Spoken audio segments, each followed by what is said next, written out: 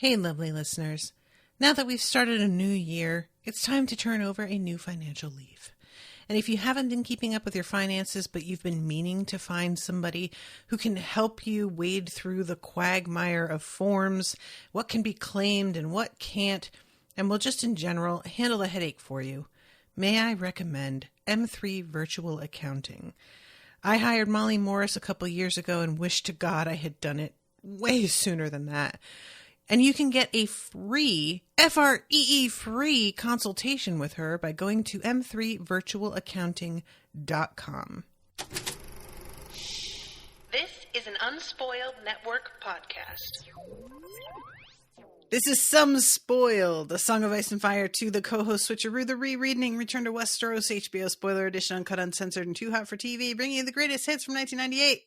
Call in with your request now. In these chapters, which are 57, 58, and 59, yes, 3 this week, ladies and gentlemen, we are talking about Daenerys, Tyrion, and Sansa. Daenerys gets a bit of a bad shock about some people very close to her. And Tyrion and Sansa prepare to go to Joffrey's wedding. Welcome to Unspoiled.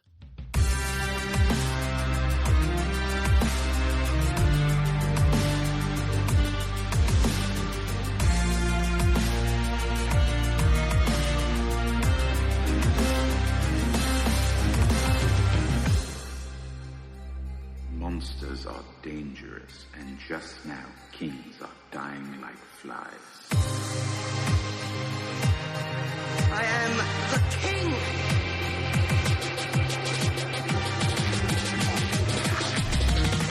Fuck the king. Welcome to the show, everyone. I am Natasha. I'm Rashawn. I initially in my intro, guys, forgot to call it Some Spoiled and just called it Unspoiled. And then I corrected myself and redid it, but it made me think of something I meant to tell you, Rashawn, which is that I didn't finish college, and so I sometimes think of myself as uneducated, and then the other day I was like, I'm some educated.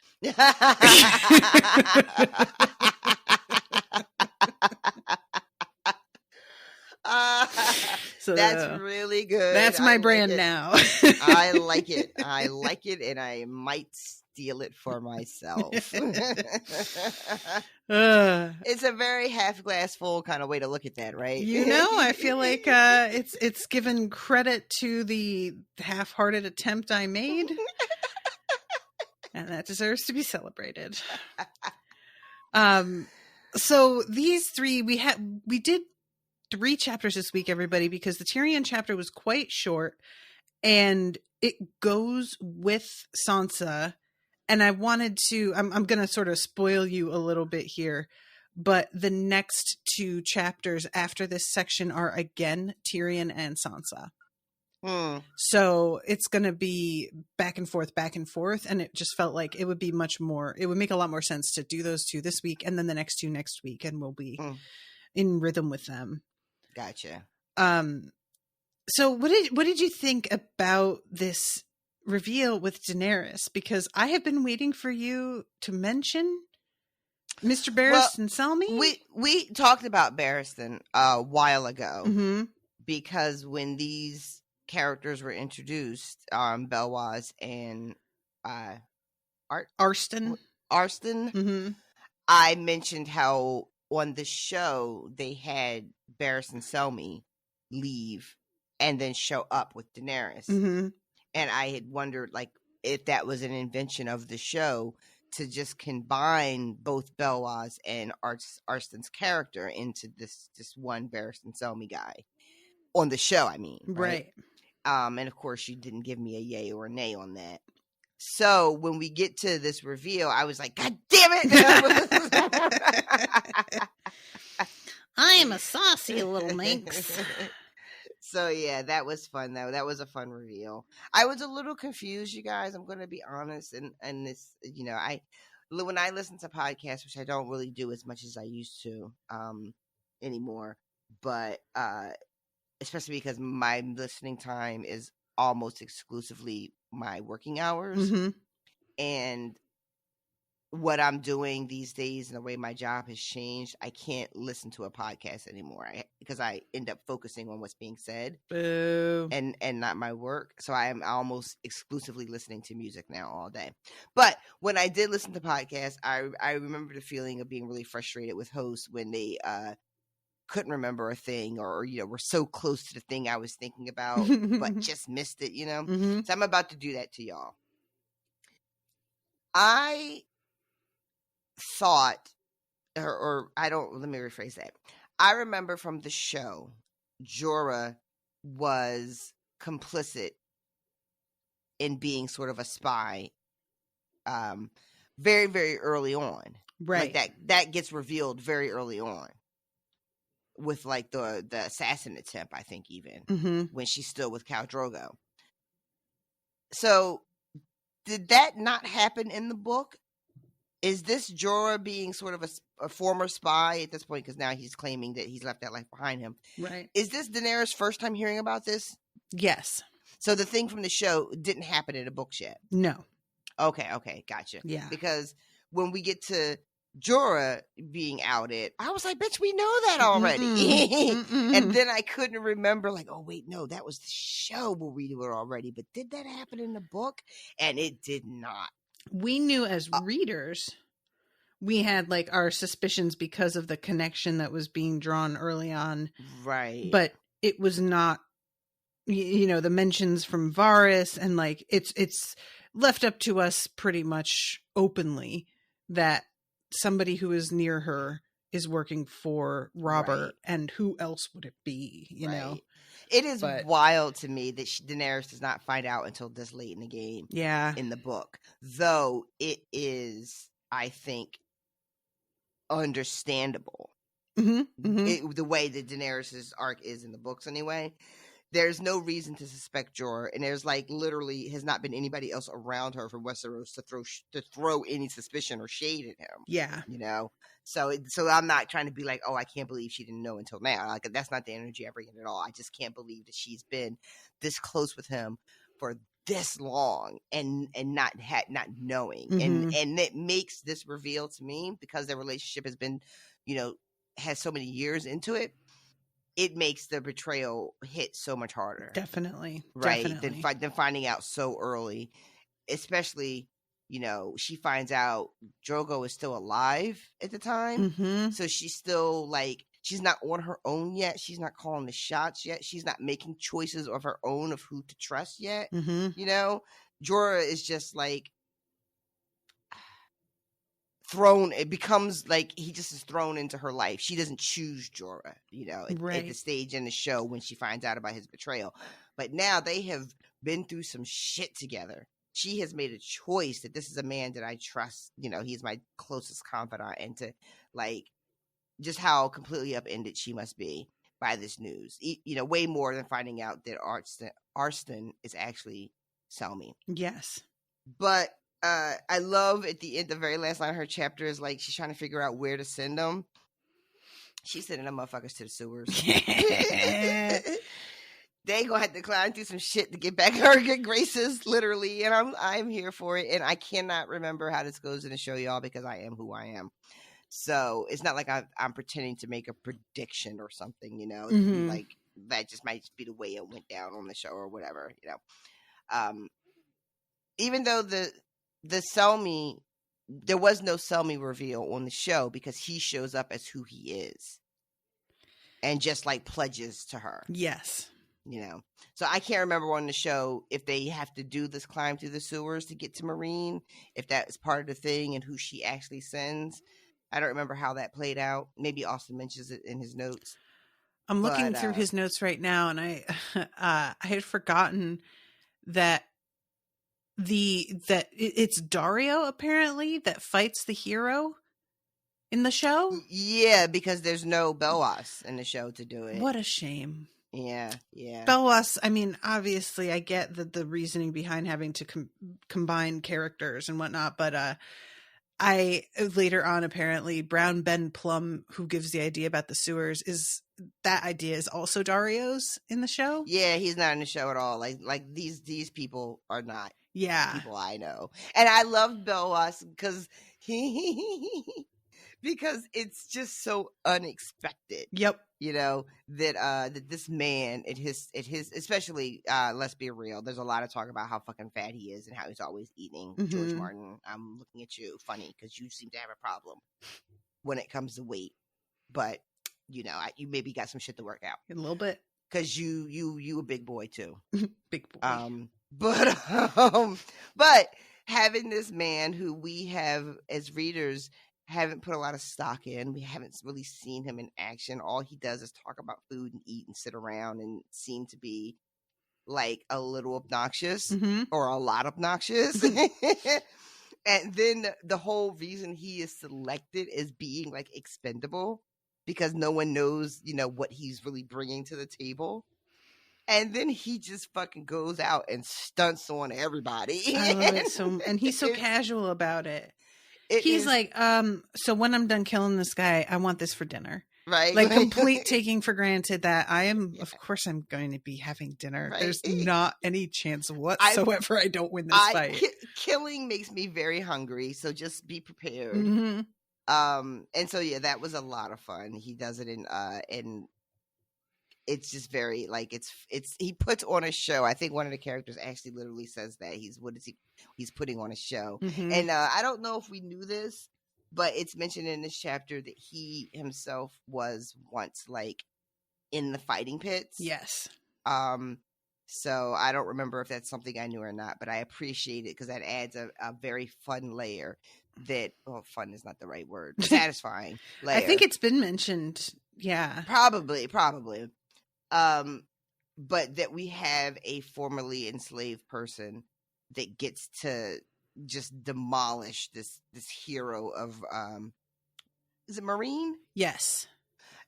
In front of all of these slaveholders, because that's who's all on the tower, like watching, you know. So that was fun. Sucks to suck.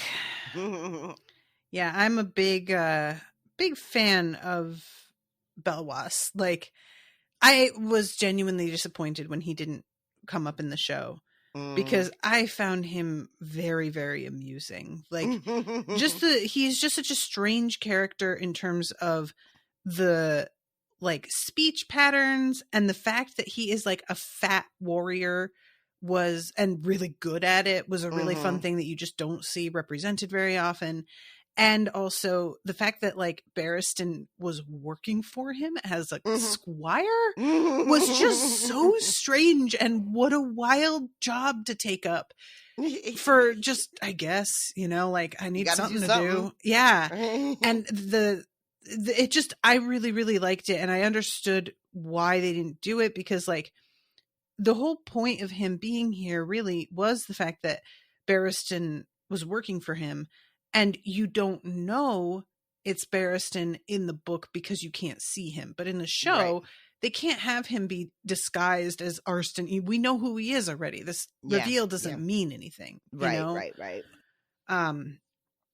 So yeah, I just I was a little bit bummed when I realized that like they weren't going to do it, even though I did understand the reasoning. And I am excited that you got to meet this weird man finally. Yeah. It's and then when he's done, you know, he takes the fucking giant shit. But when he comes back to the camp, he's very nonchalant about the whole thing. And he's got all like these scars on his belly that he's like, you know, because he's hurt because the hero does get like a one shot in. Yeah. And it turns out that Belwas was like, no, that's part of the gig. Like I make sure I let them do that because this is how I keep track. This is my version of like, you know, bells in my hair if I were Dothraki. I love that so much, y'all. I don't need tinkly little bells. I have fucking scars like a man. Thank you. I just love that energy from him so much. And one of the ladies just being like, we would braid your hair, but you don't have any hair. Damn right I don't. I saw a short video popped up on my feed and it disappeared before I even could think about clicking on it. but it was a woman and she had like braided her eyebrow. Nope. And now it's gone forever, and I will die wondering what that was about. Don't you hate that? This happens when you open Instagram. It'll have like something at the top that was there earlier, and it'll suddenly refresh. And sometimes when you scroll down, it'll still be there, but not always. And it'll be the most intriguing fucking thumbnail. And you're just like, well, where is it? Where is it? I need to know. And I'm just like, my God, whoever did the marketing for those people, like, must really be feeling themselves, because I am over here frothing at the mouth that I missed whatever that is.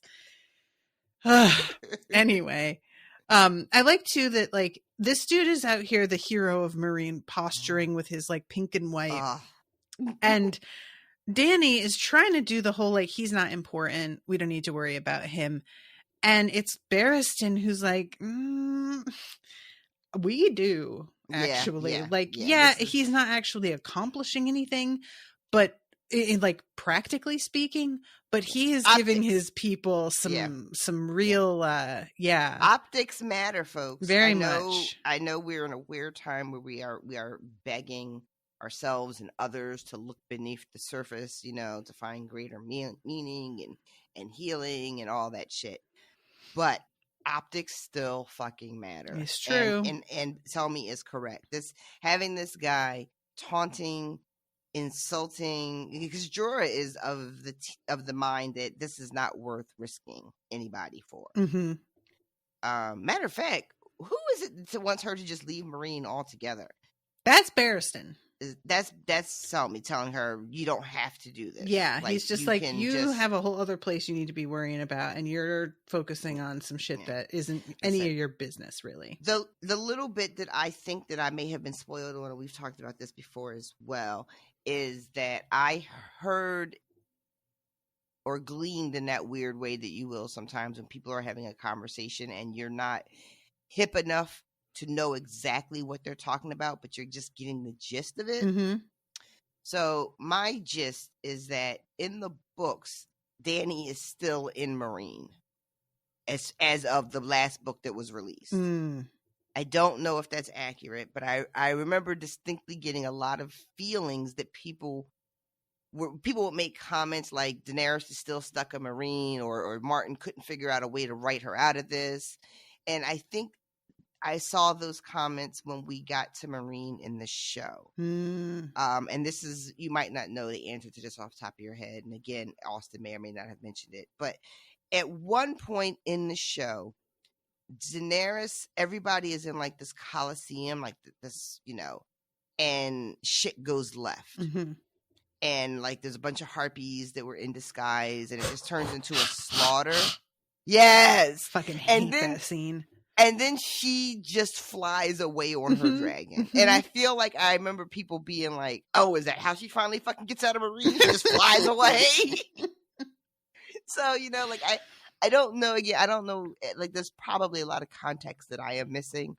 But when she's outside the gates, and it turns out that some of you said is counseling her, girl, don't even go in there. You don't have to do this. I was reading along like, yeah, girl, don't, just go, girl. I appreciate your emancipation tour, you know, worldwide tour, but you know, I would never. And it's a weird place for me to be, where I am actually advocating for just leaving people to slavery. She's telling the white woman, don't worry about them slaves. It's fine. Puts me in a real like bind, you know? Because I'm just like, oh, because I have all this sort of negative connotation around Daenerys and Marine, like what that means for the story, right? So I'm hoping that there's a lot that I don't know, and that I won't be bummed out by where her plot is going. Well, I can't guarantee anything like that. But, you know, sure.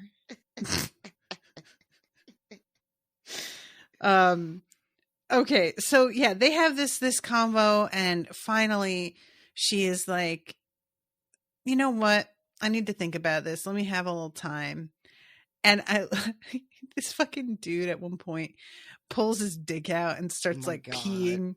And then everybody starts peeing over the side of the wall. onto the slaves. And she's just like, this is really, okay, you know what? And there's that Marine has been like prepared for her arrival because word is out on the street. Right. So her and her I don't know, her cow have been making its way to Marine, and Marine has been preparing for their arrival. So they have taken pretty much all the food there is to be had, and what they couldn't harvest themselves, they have just burned. Yep.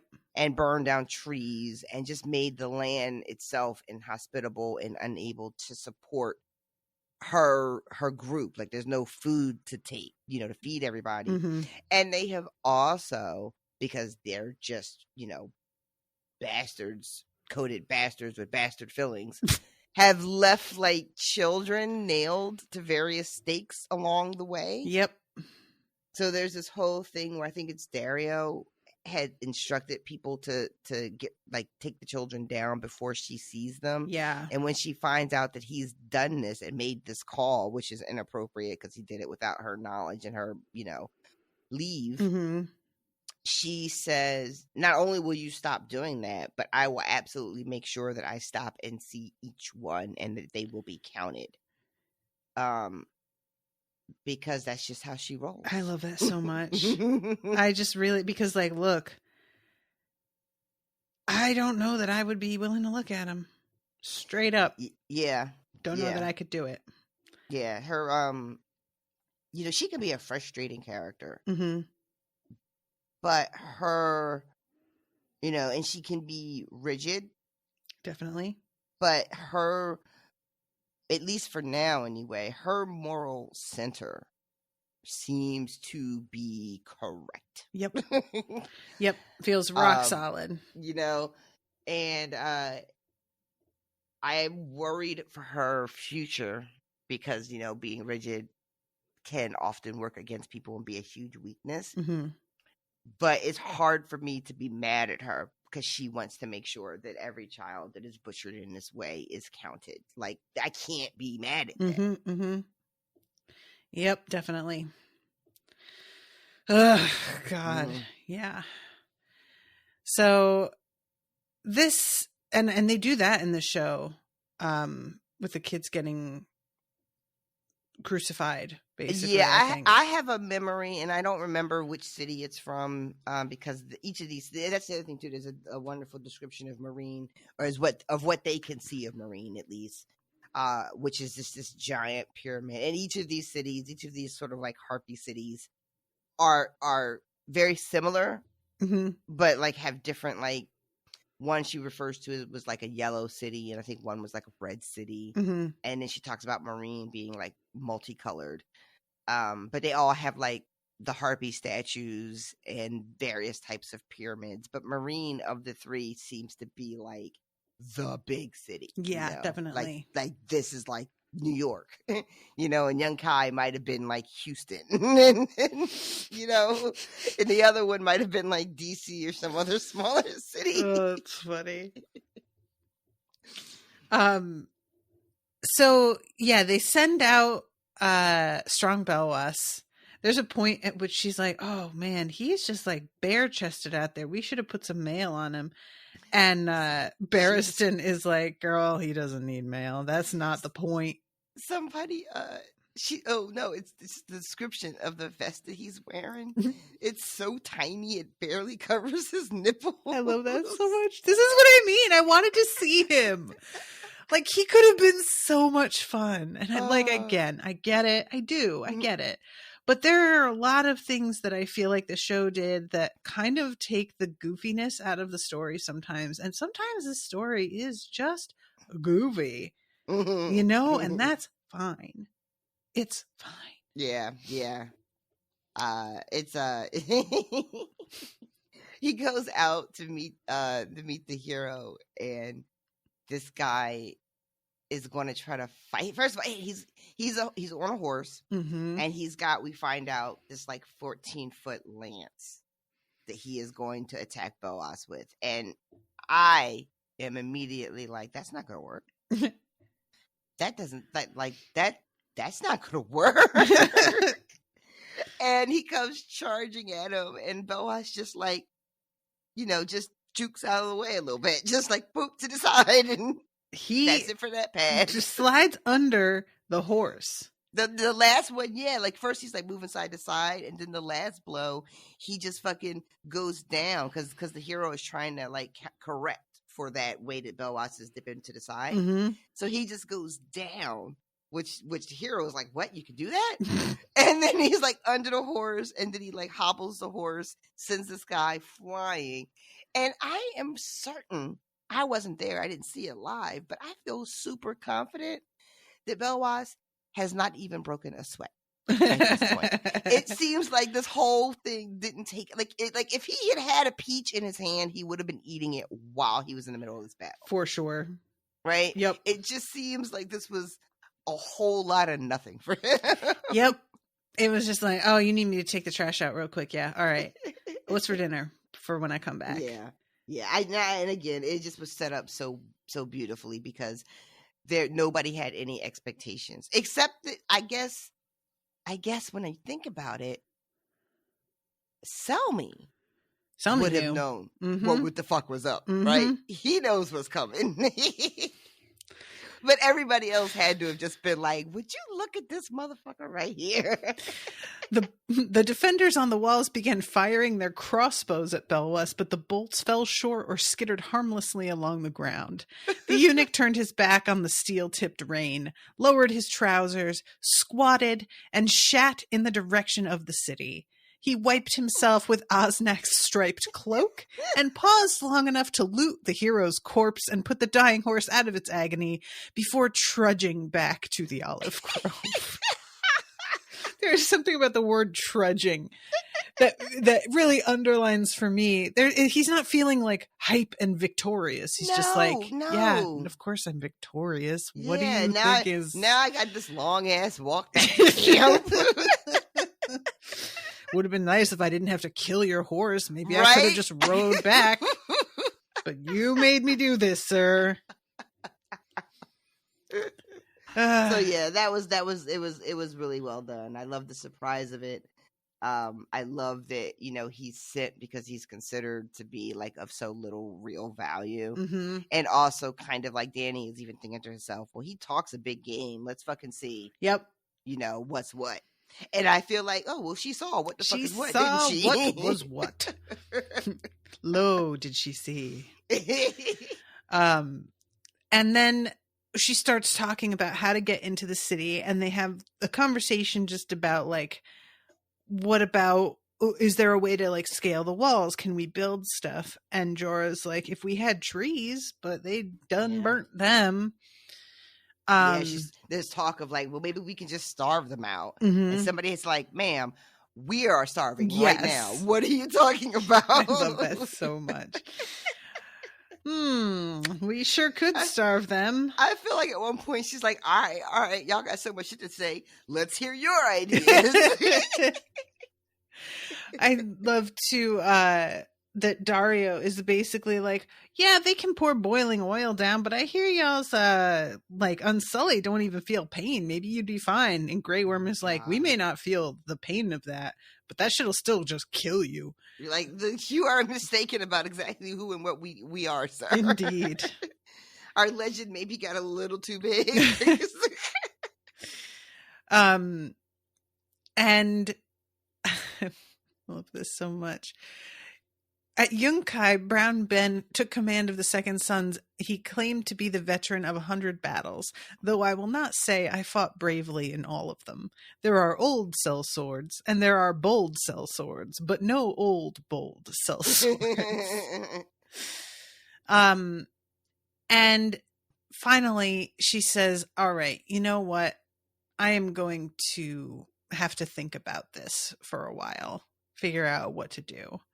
When does is it Ben, not Ben, his name Brown Ben? Brown Ben Plum? Yes. Yeah. Oh god, it's a lot. When does he have the idea about the sewers? Is it here before, or does he have that idea later? It's here actually, you're right, because we have Aegon Who? Barristan. And he Oh, right, mentions Aegon. She says, how will I take the stone castles of Westeros if I can't even beat Meereen? And Jorah is like, well, we'll have a lot of time and your dragons will have grown by then. So it'll be a whole different game. But you aren't in that position right now. You came here to build an army and you're starting a war and you're not really in the position to be starting wars quite yet. Right. Yeah. Which, that he's not 100% wrong here. Yeah. And that's the thing too. Like, I guess the more air quotes reasonable or responsible or pragmatic decision would really be to just skip Meereen altogether. Right. And like, it really would serve her best to just be on about her business at this point. But like we discussed, that is not who she is. Yeah. She can't just pretend like she didn't see what she saw, and she can't pretend like these people aren't engaging in this atrocity like they are, and just forget about it and pretend like she didn't see it and move on to her own thing. But on paper, she absolutely should. Yeah. So she's going to stay and have this fight and start this war with like a 10th of the resources she needs to actually be engaging in a war with literally anyone. She don't let that slow her down, though, does she? Nope. That's somebody else's problem to figure out. It's really that's a tomorrow problem. Exactly. I do love too when she's like, so you would want me to like go on and try and be the queen of Westeros after getting defeated here. And Code Jogo says, when cowards hide behind great walls, it is they who are defeated, Khaleesi. Which, I get what he's saying. And I'm not saying that's not like a pretty cool attitude to have. Right. But it doesn't feel super true in this moment. Yeah, like the story that crosses the lands won't be about how they hid behind their great walls. It'll be how she slinked away. Yep. Is what she is concerned about. So finally, there must be some way in, and this is when Brown Ben Plum is like, "There's a way." Is that why they call him Brown Ben? Because he crawled through shit? I just assumed he was black all this time. I mean, Porque no los dos. It might be that he is a brown man, and there is this like real awful legendary feat of his. Everybody's like, look, we don't like to talk about the real reason we call him Brown Ben. We let him think it's because he is a brown man, but it is because of this thing he had to do. We don't. He's talking about the smell of it, and he's got this nickname, and I'm like, do those go together? Is that a coincidence? And considering like the whole story here, I feel like this is something that the book has managed to do better. The show, it's like, oh yeah, we'll just go through the sewer, and it's made to be this really easy sort of solution that feels shit looks like an underground tunnel. Yeah, that's feels like, oh, that's all? Like the same tunnels we see them under the Red Keep, where somebody's always underground whispering, Varys, Tyrion, I'm talking about you. So when I remember watching and being like, this does not seem much different than a series of other caverns and underground pathways that I've seen, whether it's at the Wall or it's in King's Landing or fucking the crypts in Winterfell, Yep. This motherfucker said the shit is always at least waist high and sometimes can be higher based on the stains on the wall. The show was not giving that at all. And he's like, and there were things down there. Girl, this motherfucker. First, he has a nerve to actually specifically mention rats. So we know when he's talking about things, he's not talking about the rats. Yeah, he says already told you about the rats. And rats, too. Right? And this is what things, sir. Yep. What is down there? It's the, what do you call them? It's the... what are the people who like live in the sewers? The chuds. Chuds, that's the one. Thank you. I'm like, I know there's a whole thing. The chuds. What the fuck was that? Something underground dwellers. I forget what the CH stands for. Cannibalistic humanoid underground dwellers. Yeah, y'all? that's the one. Is that right? I think that's right. God. Where did that shit come from? That shit was in my brain all this time when other more useful shit could have been in my brain. Story of our lives. Truly. Oh, fuck. Anyway. So, yeah, I feel like he really makes it clear why this isn't the first choice for action to take. This is not even in the top 10 of choices of actions to take. Yeah, This is option 39, 40, 41. So she doesn't immediately go for this plan. She's just like, oh boy. He basically is like, yeah, I've done it once before, and I still have nightmares about the fucking smell. I will never do that again, ever. So y'all can do that if you want to. I'm gonna stay here. Thanks. Pass. And Grey Worm says, these sewers do not sound promising. There's something about that. Or no, wait. Is it? Maybe it's Dany. Dany says it. These sewers do not sound promising. Grey Worm would lead his Unsullied down the sewers if she commanded it, she knew. Her Blood Riders would do no less. But none of them was suited to the task. The Dothraki were horsemen, and the strength of the Unsullied was their discipline on the battlefield. So she's like, that might be my only but she's not like hype about it. Yeah. Then we get a little thing with Brown Ben being like, I might be a secret Targaryen. Surprise. Oh my god. This was like absolutely nothing and also super, super funny. I don't know if it comes back. If this is just filler, it was very, very weird. Really weird, right? And it just like comes out, as far as I'm concerned, it really does come out of nowhere, and it doesn't go anywhere either. It's just like a weird one-off conversation they have where he is telling her that he's got all of these parts. Over the course of their relationship, she mentions that he has claimed, she gives a description of what he looks like. He's broad and brown face with a broken nose and a head of nappy gray hair. His Dothraki mother gave him large, dark, almond-shaped eyes. But also he claims to be part Braavosi, part Summer Islander, part Ibonese, Dothraki, Dornish, Westerosi? Mm-hmm. There it is. But now he's talking about he also has like a little hint of Targaryen blood. And she is like, sir, how? How could that be? Which is kind of rude. But she says, how could that be? I'm just like, I don't want to say, Dany, that your ancestors fucked everything. But they did, though. Be? And it is low-key kind of like, no. We're Targaryens. We fucked each other. And then if a gun was pointed to our head, we may have fucked somebody else, but it had to be somebody of like substance, of value, right? Girl. We not just out here fucking everything.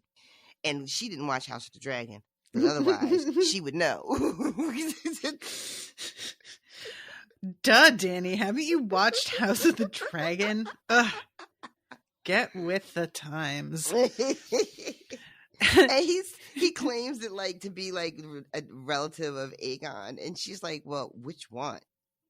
And it feels very much like that is a question that's never been posed to him before. He really stops and is like, it was more than one? Oh, well, I'll be honest, I don't know. I know it's true for sure, 100%. I love his expression when she asks which one. He says, well, 5 were there. Like, But then his phrase, well, that's a confusion. I love that so much. I don't know why. But I will forever go forward. I will never say I am confused again. I will henceforth only say, well, that's a confusion. Because I'm not going to take responsibility for the confusion. Yeah, I'm not going to make it mine. Y'all could have named them different things. So that sort of sounds like your confusion. Right? Exactly. I am not the one who is wrong or confused here. Y'all should have been naming everybody Aegon. He's not wrong, too. There's no need for that. this insistence on, that's something that, not to get us too off track, but like, I was about to say we don't have, in my family, there's not a strong convention of naming, juniors and seconds and thirds and everything. Mm-hmm. We do recycle names in my family. We don't do it as much anymore. But my great grandfather had however many sons he had. I think he had just 12 kids. I think he had 3 daughters and I guess eight boys. And then those boys' names all showed up again in my mom's generation, but not necessarily as juniors. What the brothers did is all the brothers, it feels like they all named at least one son after another brother and then a son after their father. So I have my great grandfather was named Joseph, and then say he had all these boys. So then he would have a kid named, I have an uncle named Martin. So then Martin has a kid, but he doesn't name his kid Martin Jr. He names his kid Joe after his father, right? Okay. But every son did that. So they're in my mom's generation, she has 6 cousin Joes that are all boys around the same age because they all got named after my grandfather. So this is a real Walder Frey situation. Everybody's named Walder. So we don't have a lot of traditional juniors, but we had a lot of name recycling that has really evened out now. My generation didn't do it as much, and the generation under me don't really do it. But yeah, there's a chunk where there's just there are so many Joe Powells in my family, all named after my grandfather. Yeah, I'm thinking I don't think this was a thing in my family. Certainly not on my mother's side. And my father's side, the only name that repeats a lot is Maria. Oh, well, listen, there are rules, ma'am. So very many Marias, you're not going to have a lot of, you're not going to be Hispanic and not have a bunch of Marias. And you don't make the rules. Mariana, Maria Eugenia, Maria Consuela. Yeah, it's just oh my God. I love it too, because isn't Maria just sort of like Mary? Mm-hmm. So we're just naming all of our girls after the Virgin Mary. Mm-hmm. Somewhere Mary is just y'all can give it a rest. It is not that great a name. I didn't even like it. She's I appreciate you spicing it up by throwing an I in there. Get rid of the Y, but really otherwise. And Brown Ben Plum is my old plum lord, though, he was a famous fellow. He had himself a cock 6 foot long. She is you mean inches? And he's the fuck I do. Why would anybody give a shit if it was 6 inches long? Nobody's going to talk about that. And he's not wrong. I really appreciate how, despite her questioning and trying to drill down to details about Aegon and about the size of his cock and everything, he doesn't seem at all concerned that his story, isn't the most he concedes is that, well, maybe there's a confusion. Basically, right? The last thing he says, because she's just well, where did you hear that? And he's my grandfather must have told, because he's I heard it from this person. No, I heard it from that person, and who they hear it from. And finally, he's just well, it's just one of those tales people tell. Mm-hmm. But then he's you know what? And I have to go now. I got work to do. I can't stand here all day arguing with you about my family. You don't want to believe me? That's fine. And honestly, his whole the story comes up because one of her dragons seems to like him. Mm-hmm. So do you believe your dragons, Danny, or not? Because they seem to be very much in agreement that he's got something going on for him. So that's all I'm saying. And then when he leaves, there's no scene of her, no words about her playing this conversation over in her head after he leaves. We don't get a paragraph of her going, well, that was really interesting. I wonder if there's truth to that, or her considering if there are any ramifications from this knowledge. Is it important or is it not important? There's nothing. Mm-hmm. He says, I gotta go. She says, you go do that. And then she starts talking to her dragons about some other shit and dreaming about Dario. Dario. I really do appreciate with him. She's like, I know he's not a good guy. Actually, he's kind of fucked up. But also, you know who else was kind of fucked up? Mm-hmm. Drogo. And I found my way around that. Mm-hmm. There's something I can respect about how she isn't trying to be like, oh, he's actually noble, or like he does the wrong thing by saying that they need to hide the children, but he was trying to like protect me from seeing something really horrible, which is sweet. She's out here with a pro and con list, like all of us. A little bit. If you haven't sat down and made a pro-con list, have you ever even been in a relationship? Oh my God, I have definitely. It was high school, granted, but it definitely happened. Exactly. I haven't. Yeah. And you were serious about that list too, y'all. Oh my God. I have to tell you, that shit was very, very serious business. Pros, dick. Cons is a dick. Right. Same old. She's just like, she thinks of Dario. If ever there was a man who could rape a woman with his eyes. Oh my God, I forgot about that rape a woman with his eyes thing, that one of them was like, how do you even do that? And I'm like, I don't know how they do that, sir, but they do that. Yeah, that's what one of them has to leave town. I think is that Brown Ben who tells the story? Yeah, I think so. He has to like get away. He's so fucking insulted. How could I didn't even do anything? I'm just like, look, if he says that's what you did, I believe him. I'm just saying, Brown Ben, be a little bit more honest with yourself here for a moment and think about it, because I have had men who said nary a word, but the way they looked at me made me want to go take a shower. So I do know what he means, and I think that maybe you should just look inward. So finally she's like, all right, you know what? I need to get out of this stuffy little tent, feel the wind on my face. I'm going to take a ride. She asks for her horse, Missandei's, and Arston's horses to all be set up, and is intending to just ride out and like see the people a little bit here.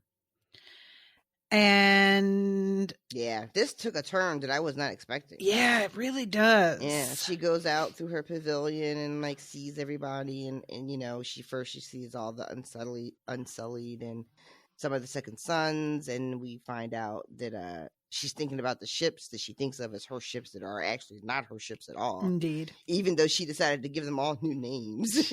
I love that. They're not hers, but she's just like, that won't stop me.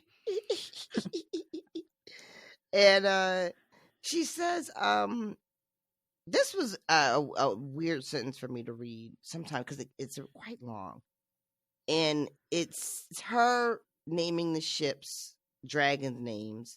But the way it's written, it says, they were Magistar Illyrio's ships, in truth, not hers at all. And yet she had given them new names with hardly a thought, dragons' names, and more. In old Valyria before the Doom, Balerion, Meraxes, and Vhagar had been gods. When you read that just now, sentence. I'm like, ooh, that is kind of... Right? Okay. So I guess she's saying that she named the ships after dragons, and dragons before the Doom were gods to the old Valyrian. I'm trying to find this sentence. This is after she rides out that she's thinking about this? Yeah, it's right where she's, when there's no, she rides past Grey Worm, going through drills, the Unsullied, washing themselves. And then it starts with the eunuchs knelt as she passed, raising clenched fists to their breasts, and Dany returned the salute. Oh, that's not all one sentence, though. It says they were Magister Illyrio's ships in truth, not hers at all, and yet she had given them new names with hardly a thought, period. Dragon names, comma, and more. In old Valyria, before the Doom, Balerion, Meraxes, and Vhagar had been gods. So she's just saying that they worship the dragons as gods in old Valyria. I believe so, yes. So she has named, well, clearly she's named the ships after dragons, but mainly what she's telling us here is that they had worshipped them as gods, which doesn't. I'm not that they had worshipped the dragons as gods. Is that, as I'm asking, is that what she's saying? Oh, I was thinking that it was just the names of the gods and that they named the dragons after their gods. Okay, see? You know what I'm that saying? Makes sense. That makes sense. Now it makes sense to me. Okay. I'm not positive about that though, is the thing. That is better than, because my brain was really like, what is she saying? Because I don't recall that being, I mean, not saying that she's, just because I don't recall doesn't mean it's not part of it, but I just didn't remember that being a part of it. Gotcha. Of the dragons being gods. And so, but that these were gods and the Valerians named their dragons after their gods. Now I'm like, oh, okay, yes, of course. Gotcha. I think I'm interpreting that correctly. Okay, so yeah, then I'm sorry if you guys can hear this fucking chainsaw that somebody is going quite bonkers with very close by. If it makes you feel any better, I can't hear it. It does make me feel a little bit better. Hopefully it's not getting picked up. And then she makes her way past the Unsullied and goes like further to the back of the Vanguard. I don't know if Vanguard works because they're not warriors; they're just people that's following her around. And these are like the people she's freed. Mm-hmm. And things back here are way more chaotic. Yes. There's not any real structure. There are, people begging, people sort of praising her. Some people just want to touch her. A lot of them are calling her mother. And then something really surprising happens that I was not expecting. Yeah. It turns out one of these dudes that she thought was like in hand has escaped. These people are out here. Her closest fucking people in charge are out here withholding information from her. I didn't see any reason to frighten you, is the fucking thing that Jorah says. What are you, Jorah? You make it so hard for me to fucking support anything that you do. I swear to God, you are a character that really sends my blood pressure skyrocketing one moment. And I'm just like, fuck this dude. Yep. And then he will fucking do something. I'm like, oh God, thank God he was there. It is really just, I swing wildly back and forth on him. Because now our girl is out here and gets snatched up by some guy that she doesn't even know is a potential fucking problem. Yep. Because she thinks that situation is under control, and it is not, and no one has fucking told her. And it is just a real lack of respect. Yep. And the thing is, too, evidently, this has been kept from Barristan as well. Yeah, because he wouldn't have been so slack about everything if he knew this was a threat that he had to be watching out for. Mm-hmm. Yep. So it's fucking Miro, and he gets right up to Dany and is able to touch her, and it's all good. She thinks it's just like, just another freed slave wanting to thank her or whatever. Yanks her down and has a fucking sword out before anybody even realized what's happened. Yep. He gets the complete drop. 100%. And luckily for us, Selmy is able to make up for that lack of being prepared. And he is just so fucking badass that, he's able to save her. Because that's just, again, that's how he rolls. Fucks him up with the staff, y'all. Really, truly. It is very, very, very so enjoyable. Embarrassing for you, Miro. I just especially because the whole time it's being described, it's like the old man did this and then the old man did that and moved faster than anybody would have imagined he was capable of moving. And then he just rocks his whole world. It's fantastic. Meanwhile, the old man is like, more than anybody could have imagined. Anybody? Really? Because I feel like, well, all right. If you want to be like that about it. I love too that it's just like two surprises in one day, because Boaz was out here fucking shit up, and then here comes Selmy fucking shit up. I just really love that for both of them today. I enjoy that, especially because when you think about like Barristan just taking a job and being like, I got to do something. He did pick somebody who could really fucking walk the walk to work for. Maybe he seems like a clown in a lot of ways, but Barristan didn't pick a loser. That's for sure. He absolutely did not. That's a really great point. I love that. I love thinking that he picked somebody that really was about that work, but also somebody that just flies under the radar that people don't expect to really be a problem, because then that allows Selmy to kind of fly under the radar, because people aren't checking for this Belwas, who is this like great knight that we've heard so much about. Yep. People aren't really out here telling that many stories about Belwas, and that's exactly what Selmy would need. It's like, I don't want a lot of attention. I need to work for somebody that I can respect as a fighter at the very least. And, other than that, I'll make him his liver and onions. That's fine. So he manages to save Dany from Miro, and they get back to the camp, and, they're tending to her, and she finds out that, they decided not to tell her that he escaped in order to save her needless worry. And she, Jorah says something like, he's offered to pay, for Miro's head, meaning like, don't worry, we're going to find him, because he doesn't realize that you don't have to worry about finding him. That shit's done. Sir, when she comes to you and she's like, you could have fucking told me he had escaped, why do you think that she is bringing this up? Do you think she doesn't already know where he is at the moment? I guess he just assumes that somebody leaked the secret to her, and she's just been told about it, as opposed to having just experienced a life-threatening situation.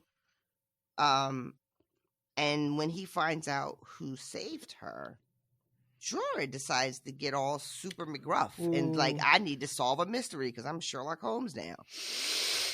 And it's just like, how could you have bested that man who was a well-known fighter? You, old man, with a stick, and you're just a squire. This doesn't track. None of this makes sense. And then my favorite part of all of this is when Daenerys decides she's going to knight him as a reward. And both of them, both Jorah and Selmy, both scream no in unison.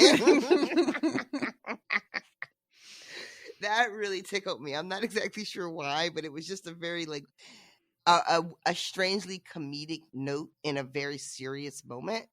And it just made me laugh. That didn't occur to me as like a funny moment, but I see what you mean. Yeah, I just thought of it as just kind of like, well, yeah, they would both be a little bit like, hold that thought. And yeah, the reason that Jorah says no is, well, clearly this man is not who we've been told. And Barristan is like, I don't need to be a knight again because I'm a giant liar who has been lying this whole time. Yeah, so he breaks down and just lays it all on the table finally. And he says to Jorah, when Jorah is just like, who are you? And Arstan says back, a better knight than you. Meanwhile, Dany is like, a knight? But you said you were a squire, because she's stuck on that. There's a lot to be stuck on, but she gets stuck on that for some reason. And then, he ends up telling her. And I did not realize how much time. This is another thing. We talk about this all the time in these books. I have such a difficult time keeping a grasp on how much time has passed. Yeah. Between chapters, between books, between our recordings. I'm just always like, where are we now? How long has this been going on? So he talks about he squired for someone named Lord Swan when he was a kid at Illyrio's behest. And that and then he's also a squire now for Belwas. But in between, I was a knight at, in Westeros, whatever. So he starts talking about what happened and how he left. But it's never said how long it's been since Joffrey gave him the boot. Right. Yeah. And do you have an idea? Like, can you ballpark it for me, or? I think it's like 3 years. Wow. I think it might be like 2.5. Jesus. Yeah, something like that. That is so much is happening, but it all like, again, because of the way that we read and the way the story is told. I really go back and forth between everything feeling like it's just been 6 months, and then I'll swing and it'll feel like it's been 5 fucking years that we've been doing this. Yeah. And then I just go back and forth. So he is deeply ashamed of his last years as a knight. It seems apparent. He's ashamed of having served Robert. Yep. I feel like he doesn't say anything about being ashamed of serving the Mad King, even though I feel like he should be. But he doesn't mention that here, and I guess that's because that's Dany's family. So yeah, he can't maybe really he doesn't want to say that. Doesn't want to be rude right now, right when he's trying to like beg for forgiveness. Is not the time to be shamed of his grandfather. But yeah, he talks about the shame he felt at serving Robert, who was a usurper, and that he continued to serve even with the Kingslayer, which should have been, a line that he didn't cross, and that he was willing to even continue to serve, except that Joffrey was just so fucking awful. Yeah. And that if Joffrey hadn't kicked him out, he would probably still be there. I appreciate him acknowledging that specifically. Right? That is some real kind of owning the fact that you are not necessarily the hero. And again, I'm not 100% sure, but I think on the show they had Selmy resign because things were so fucking out of pocket. Yep. He lays down his cloak. It's like, I'm done with this bullshit. I'm pretty sure, yeah. And then shows up to Dany kind of like with some honor. Like, I said, no, I'm not doing this shit anymore, and I want to serve the real, heir, and that's you, or whatever the fuck he tells her. This is an entirely different energy. This is, I would probably still be fucking there if they hadn't kicked me out. Yep. And like, he doesn't have to admit that, but he does. And I think that I'm not big on like giving people points for being honest, because you should just fucking be honest. But I'm gonna go ahead and give a couple points here. Agree, because it really isn't to his benefit to say that additional thing. If anything, it hurts his case.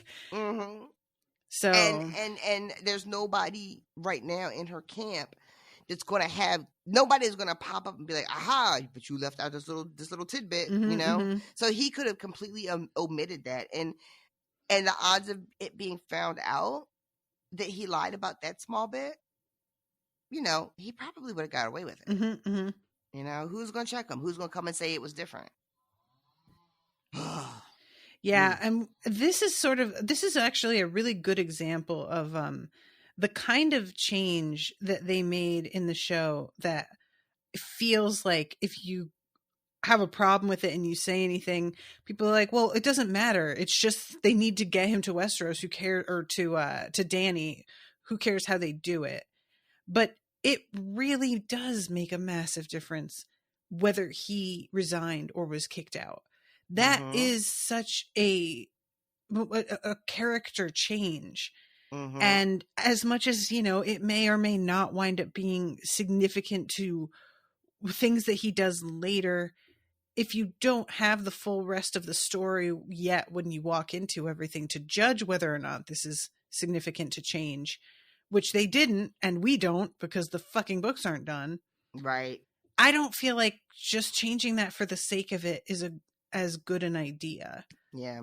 And they could have, like, when we talked earlier about the casting and like not specifically the casting, but the choice to not include the Arstan Belwas characters and do the whole reveal and how that makes sense for TV. This is a change that they didn't have to make. Yeah. Like, there's like, I don't think that it would have changed the way that the TV series went if they had simply had Joffrey kick Selmy out and then he shows up to Daenerys with like hat in hand, because really what we start thinking about is him going to Daenerys is like a redemption arc, Yep. And in the show, there is nothing really to be redeemed because he has thrown down and said, enough of this. I can no longer, this is, you know what I mean? Mm-hmm, mm-hmm. I'm trying to find a specific moment here about, because there's this moment where oh my God, I'm sorry, you guys, I'm talking in fucking circles the way that I do sometimes. There's a clip that says Barristan Selmy quits like a boss. And it's because I can't watch it. The vibe could be that he does quit just because he's like, well, this is fucked up. Or that they were going to dismiss him and he quit in response to the dismissal. But because I can't watch this clip. So I am pretty certain that they have him quit in the show, but I may be wrong on that. Now, in the book, okay, this is the other thing too that's like, for me, especially treacherous, is how quickly these things morph into one thing in my brain. Mm-hmm. But, so, if I remember correctly, which I probably don't, in the book, when Joffrey relieves him of his duties, he's going to send him sort of out to pasture, right? Right. And Selmy basically like, I have some nice lands for you for you to go die on. And in the book, he's like, absolutely fucking not. Mm-hmm. And then he quits. Or, well, he doesn't, it's not really a quit because he's already been relieved of duty, but he opts not to take the retirement package. Correct. And tells everybody to go to hell. Rejects the pension. In this economy? In the show, I'm wondering, was it the same? Did they offer him a retirement plan, or did he just, I wish that we could find the answer to that. We probably will not in this podcast. I clicked on the clip just to see if it plays with like subtitles to give me a clue here. And it's taking a minute to like load the clip itself. But the first comment is the metal sounds clanging as Sir Barristan walks away is not his armor. It's his huge balls that are made of steel. That's a pretty good line, sir. Well done. But and you know what? Actually, this brings to mind something else too. He says how the people that Joffrey like dismissed him and then sent assassins after him. Oh, do you remember that he mentions that here? Yeah. Which I didn't remember, and I don't recall if we like knew that or not, if like that's mentioned somewhere. But yeah, that was when I knew I must find my true king and die in his... When he took that cloak, the white bullet draped around my shoulders and sent men to kill me that self-same day. That's what he says. Yeah. Right? That's fucked up. So, now I'm all distracted, you guys, because I'm thinking about like the difference between the show and the book and how exactly he was booted out. And all right, but we can't get stuck in that. Sorry. So Jorah is just like, ha, right? Right. So Jorah. You've been lying this whole time. It doesn't seem to even occur to him that Barristan knows some shit. Secrets. Yeah. Not even a little bit. Not even a little bit. He is, Selmy is like basically begging to be in her service, explains why. And, that the last thing he says, what you just said, I needed to find my true king and die in his service. And then here comes your, I can grant that wish. I swear to God, this man. And Selmy has like the best clap back maybe ever. He says that if I have to die a traitor's death, I will not die it alone. Yo! And he's like, all right, I'll take that, but I won't be the only one. Right, like at that moment, you can imagine cutting to Jorah's face, and he's doing that. Like, is that a Chris Pratt gif from I think Parks and Rec where he's making that face?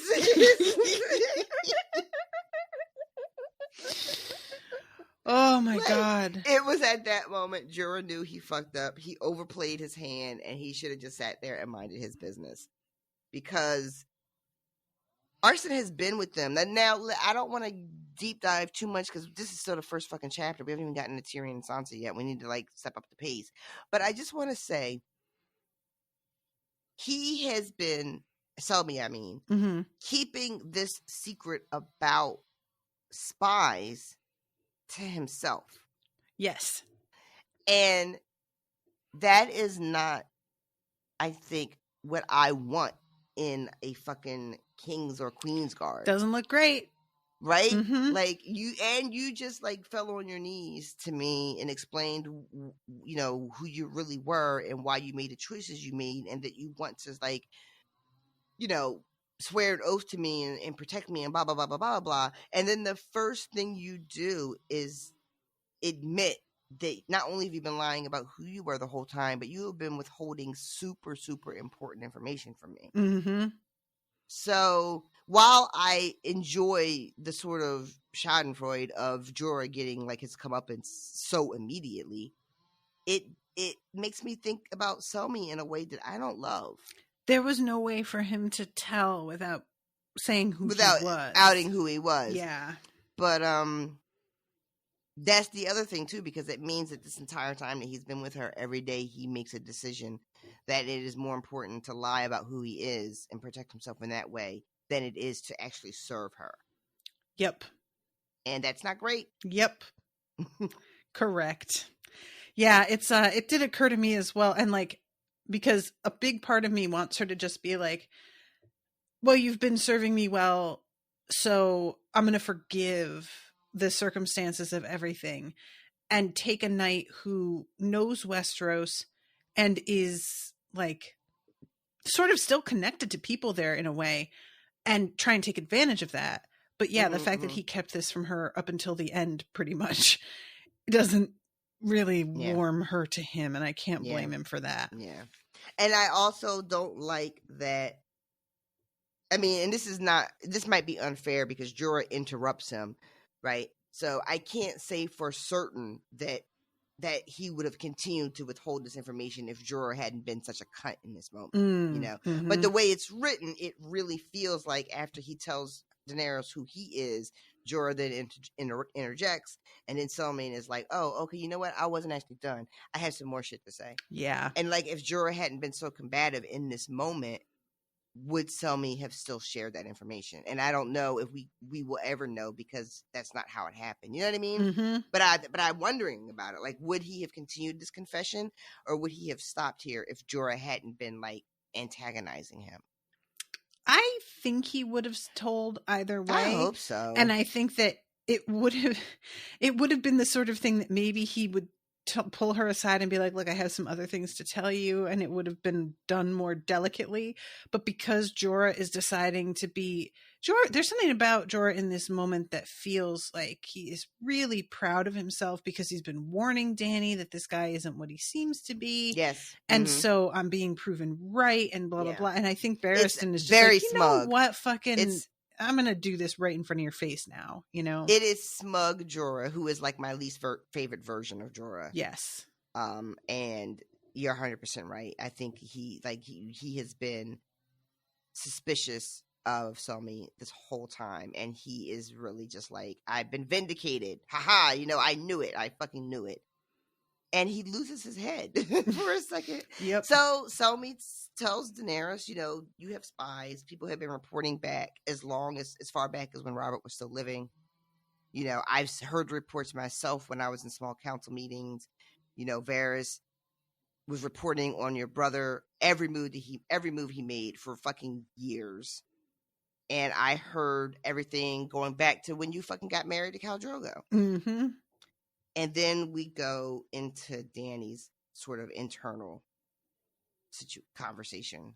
And she is like, you cannot possibly be saying what I fucking think you're saying. Like, you get the fuck out of here right now. I know you are not telling me what I think you're telling me. Mm-hmm, mm-hmm. And begs Jorah to say that, tell him he is wrong, and you tell him he's wrong fucking right now. Yeah. And Jorah just is like, it didn't start out that way. I did it before I knew you, before I loved you. This is real, she's all that energy. Oh my God. Am I a fucking pet? I did it before I got to know you. Turned out you were hot all along. How was I to know? You had a ponytail. And you had glasses. Who was to know you were such a remarkable beauty under those glasses? What a weird fucking thing. Like, put your hair up and put on a pair of glasses and you're like the master of disguise. It is such a strange thing. It is like so not founded or based in any reality. And yet it is such an enduring trope. Yep. I don't get it. I don't get it at all. It's such a weird thing. And I know that we all are now like, oh, well, when we talk about it now, we're doing it ironically. Are we? Because I still see I see shades of that still in TV shows and movies. I still see that shit. Yep. 100%. It's a whole like bit of, the secretary took the pen out of her hair that was holding up her bun. Oh and my now, God. Look at her. Oh my God. Yeah. It's like once the hair starts cascading past the shoulders, then men really see you for the first fucking time. It's a weird fucking thing. Dudes are so weird. Y'all are weird. Real weird. So I took a gander at the scene in the show and the scene in the book, and they're actually pretty similar. Oh, so really? Yeah, we were sort of imagining that he like quit and out of protest. No, he basically does what he does in the book, which is they dismiss him. So wrong. I was like, because the comparison I made about like small things that are changed that really change a character, I stand by that as a thing that the show did. But as I was saying it, I was like, I don't totally know that this is right. Exactly right. Because they're very guilty of that, but they did stick pretty close in the first season with what they do in the book. And he does the same thing where they're like, we're replacing you with Jaime Lannister. And he's like, oh, the fucking Kingslayer? For real? That was the first season? Yeah, I think so. Holy shit. Because it's in Game of Thrones. It's in the first book. Yeah. Oh my God, it's that long ago. Yeah. Oh my God, time has no meaning in this universe. It has no meaning in my universe. What even is time? I'm glad you watched that so we could correct like in real time. Yeah. So that's such a strange thing. You know, it's the fucking, that. What do you call that when you're so sure a thing happened? What do they call that? Not the Mandela effect. Yeah. Is that it? Is that what you're talking about? Okay. Because like I could, I felt like I really thought that's how that went. Yeah, the dialogue is even like pretty similar to his dialogue in the book. Wow. He says in the book, I could cut through the five of you as easy as a dagger cuts cheese. In the show, they put as I could cut through the five of you as easily as cutting through a cake, which I do kind of like cutting it through a cake better, actually, because cut cheese just sounds like farts, and I don't want to think about that when he's being a badass. So cut through a cake makes them seem a little bit like they're a confection. You know, they're dessert. Soft and sweet. Exactly. They're not even of substance, which I really do think is a better insult in a way.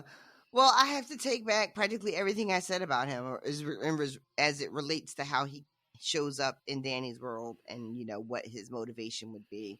So just scratch that, y'all. He called me boy, Joffrey said peevishly. I love the word peevish. Oh, so good.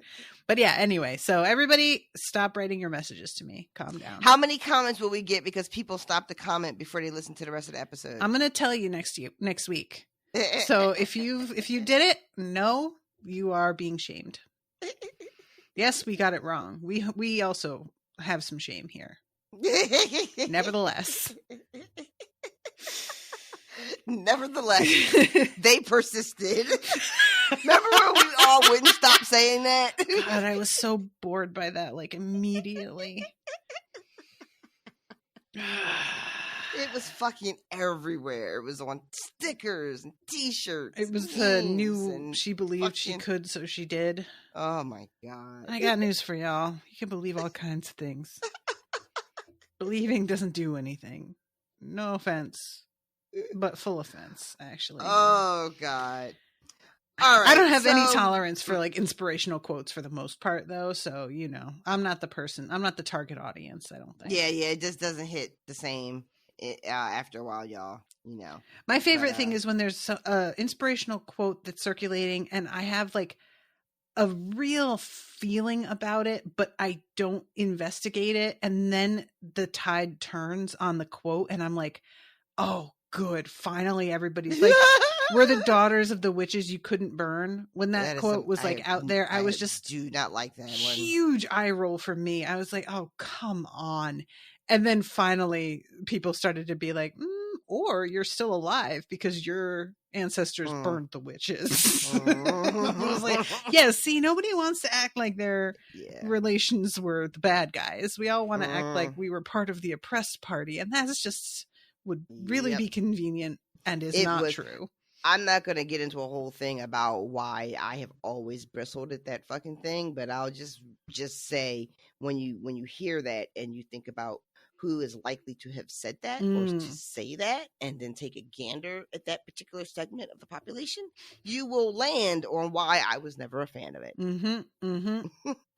I know what you're saying without saying. Anyway, okay, so we really have to get through this. Yes.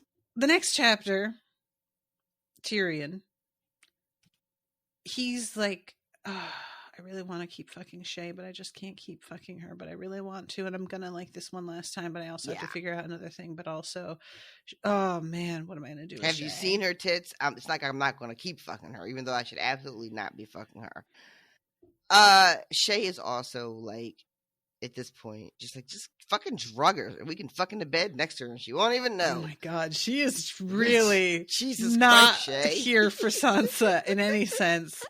When we're in Sansa's POV next chapter, Sansa's like, she always gives me such looks, and I'm like, yep, she sure does. That's a weird thing too. Like you see, I'm not going to derail us because like you said, we got to get through this. But there's like often on my timeline anyway, like these crazy posts that will pop up about relationships and shit, and one of them is man cheats on wife and moves mistress into the house, or some variation of that, you know. And then you think about Tyrion having his mistress like right up under his wife being her handmaid. Yep. Like, y'all, that's gross. Yep. Even though I know that their marriage isn't what we think of as a marriage of, of people who are in love. She doesn't even want to be married to him. She didn't consent to this marriage. So it's not the same, but it's fucking close. Did you hear about that woman who she was sharing the story on TikTok that a woman, her husband came to her and was like, I have a friend who needs a job and she has experience in like medical stuff. Do you think she could get a job at the hospital you work at? And she helped him get a job for his friend. Turns out it was his mistress. I did not. And she helped her husband get his mistress a job. And then she gets the job. And this bitch just starts telling everybody that she's fucking this woman's man. Oh, wait, I did hear about this. And it's like showing people photos and like text messages and stuff. Yes. I did see it. That's right. Oh, that's right. That was some mess. That was some quality mess. That was high quality. That was definitely like, this could be the plot of something. Are we sure this is real? I kept waiting to be like, all right, when is this going to be a Netflix special? Somebody's going to turn, because this is all fabricated, but it's so fucking good. It needs to be a Netflix special. And this girl too, like the woman who was the mistress turns up outside her car at one point and is like screaming at her. Yep. And I know all of this could be staged and fabricated, but the body language felt very much like, I am genuinely afraid right now. I bought that story because the reaction she had to this lady screaming at her from outside the car, that did not, there's a vibe from staged stuff a lot of the time. A lot, not always. I will grant you that. And that one, to me, I was really getting, oh shit, in that scene. So yeah, dudes do be doing this, and dudes do be doobie.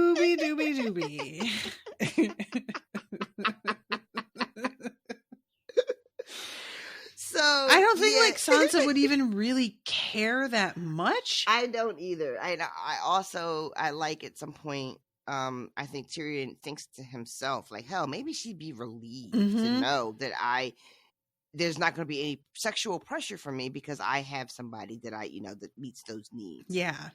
But he decides not to tell her after all because he can't risk it and doesn't trust that she would keep his confidence. Yeah. He doesn't make it, which I think is very smart. Yeah. His decision ends up not being about what would make Sansa feel better one way or the other. It's strictly about self-preservation. He even gets a little dig in about how teenage girls are definitely not the kind that keep secrets. So, and look, and he's not wrong. I don't want to be like, what, teenage anybody, right? Teenage, just not going to do that.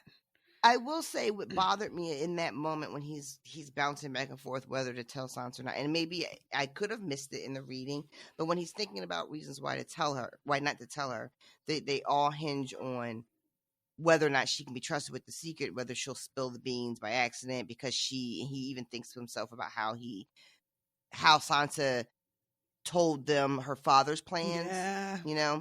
But he never, I don't think that, does he ever think about the leverage that would give her over him? Does he have any acknowledgement of that?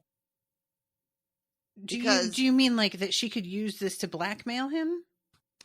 Yeah, that she would have information that she could hold over his head. I don't think he does, no. Yeah, which seems like a very Tyrion thing to consider. I don't think that he believes her personality is the type to do something like that. Wow. Which I think he is right at this point. I don't think it would occur to her that she could have that power over a Lannister, period. So you think that it's completely fair to not even consider her as a threat in that fashion? Like if it were somebody who seemed to have the not only political mind but the gumption, then maybe. But she feels she's broken. So non-threatening that it doesn't even occur to him that she could use that to hurt him. Wow. I mean,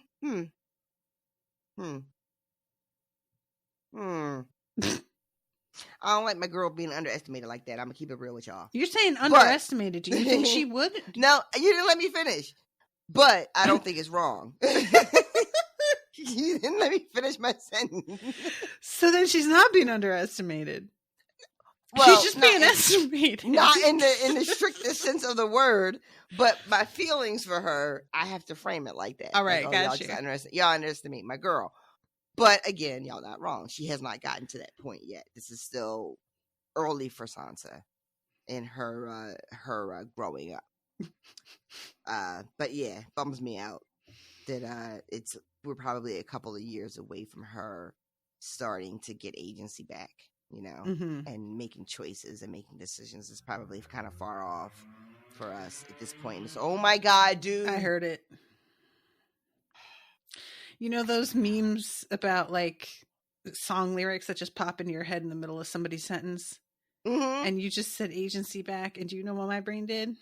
Do you want to know what my brain did? What did it do? Agency back! You can blame it all on me! Why am I like this? Why?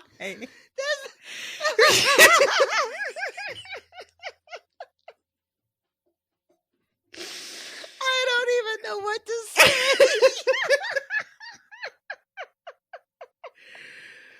What a weird thing for brains to do. It's just a fucking syllables match. That's literally all it is. So this chapter is I'm so sorry for the way I am. I just can't live without you. All right. So this is really mostly just him going downstairs to fuck Shae in the dragon's lair where they keep the bones of the dragons, and they have a little. We got some dragon skulls of dragons we've met now that we've watched. I know Fire that and was Blood. pretty cool, right? Yeah, that was fun. Yeah, that was pretty cool. There's been a couple of moments that I think we had one in the last episode as well, where I was like, "Oh, I get that reference now." So that's been a fun addition, getting that sort of backstory of Targaryens and other families from House of the Dragon, and then recognizing names as they pop up in these books. That has been a lot of fun for me. I've been enjoying that. It's a really fun thing too to like realize how real a cast of characters those people were in the story that we were reading versus the way they are boiled down to these parts that feel like they bear no resemblance to the character that we got to know once they're being told. It's just I mean, technically that's what happened, but that's not what he was like. Like, you know what I mean? And I just find that because that's just basically what history is. It's true. It really is. Yeah. We get all of our information, we only get like these small bits and pieces, and of course we don't really, have the opportunity to go back and really see these people fleshed out. But imagine, oh my God. Ugh, I don't want to imagine. Never mind, I take it back. Don't imagine it. You said it and then immediately, ugh. Yeah, nope. Fair. So yeah, that's that whole chapter pretty much, right? Yeah. He's thinking about ways to like get Shae out of his life and possible places he could send her, or even marrying her off to Bronn, which is like, he has this line where Bronn doesn't mind eating off my plate or something like that. And I'm just like, oh, right. That was uncalled for. Oh, and there's also, he had to tell Sansa about her mother and brother dying, and that she had like no reaction, and how weird it was because he thought maybe she didn't understand what he was saying. Right. And she just obviously kept that emotion for private. And we find out the details about what happened to Rob and Kat, which we didn't know yet, right? Mm-hmm. Is that this, I mean, I guess we kind of, I don't know if we knew. Like, we knew, but we didn't know. I think there was like a couple references to it when in the last maybe Tyrion chapter, but it wasn't as detailed. Like, we knew they did something with Rob, right? But we didn't know exactly what. Right. And here we find out what they did with the direwolf and sewing it onto his body, and that they just threw Kat's body naked into the river. So that was unpleasant to know, because you definitely didn't get that on the show, and I, for one, was glad about it. I had heard that people had talked about it, so I knew that this was a thing that happened in the book with the direwolf's head on Rob. Mm-hmm. But it wasn't anything I'd ever really want to see on TV. Very much. I kind of stuck it away in my brain. I feel like it might have been shown on the TV, though. Really? I feel like that's ringing a vague bell to me. So correct me if I'm wrong, guys, but I do feel like there's a brief shot where we see it. Oh, God, I hope not. I don't have any memory of seeing it, so it's very possible I just blocked that shit right on out. That'd be fair, yeah. Because I don't need that in my brain. I got a lot of other shit going on up here, And yeah, the fact that they dump her body naked in the river is already just like, ew. But then when it's said like this was supposed to be a like gross parody of the burial traditions of the Tully family, and that detail of it makes it just so much like grosser. It really is. It just is because it's, you know what, it makes it grosser because it is like such an additional layer of disrespect. Yep. Like, we're not even going to respect you in death. Yep. And not only like not respecting somebody in death could just be not giving them a proper funeral, right? Mm-hmm. Or just throwing their body into a mass grave or something along those lines. But they went even a step past that. They took a part of her heritage, and her family tradition, and inverted it in this gross way. And it just fucking phrase, y'all. Yeah, they suck. Sorry, I just hit the mic. Sorry about that, y'all. How dare you? She was so angry. She had to strike out at somebody. And the mic bore my wrath. It often does. Okay. So yeah, he ends up with this guy Sir Talad, and that he is like going to marry her off to him.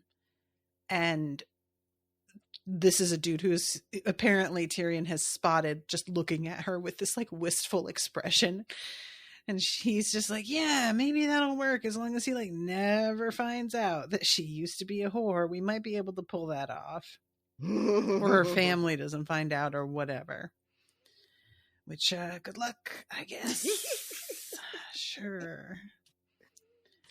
So then we go to, and I forgot to, I love this personally, that we get a conversation between him and Varys, in which Varys straight up is like, I do not get what you see in her. What is it? Is.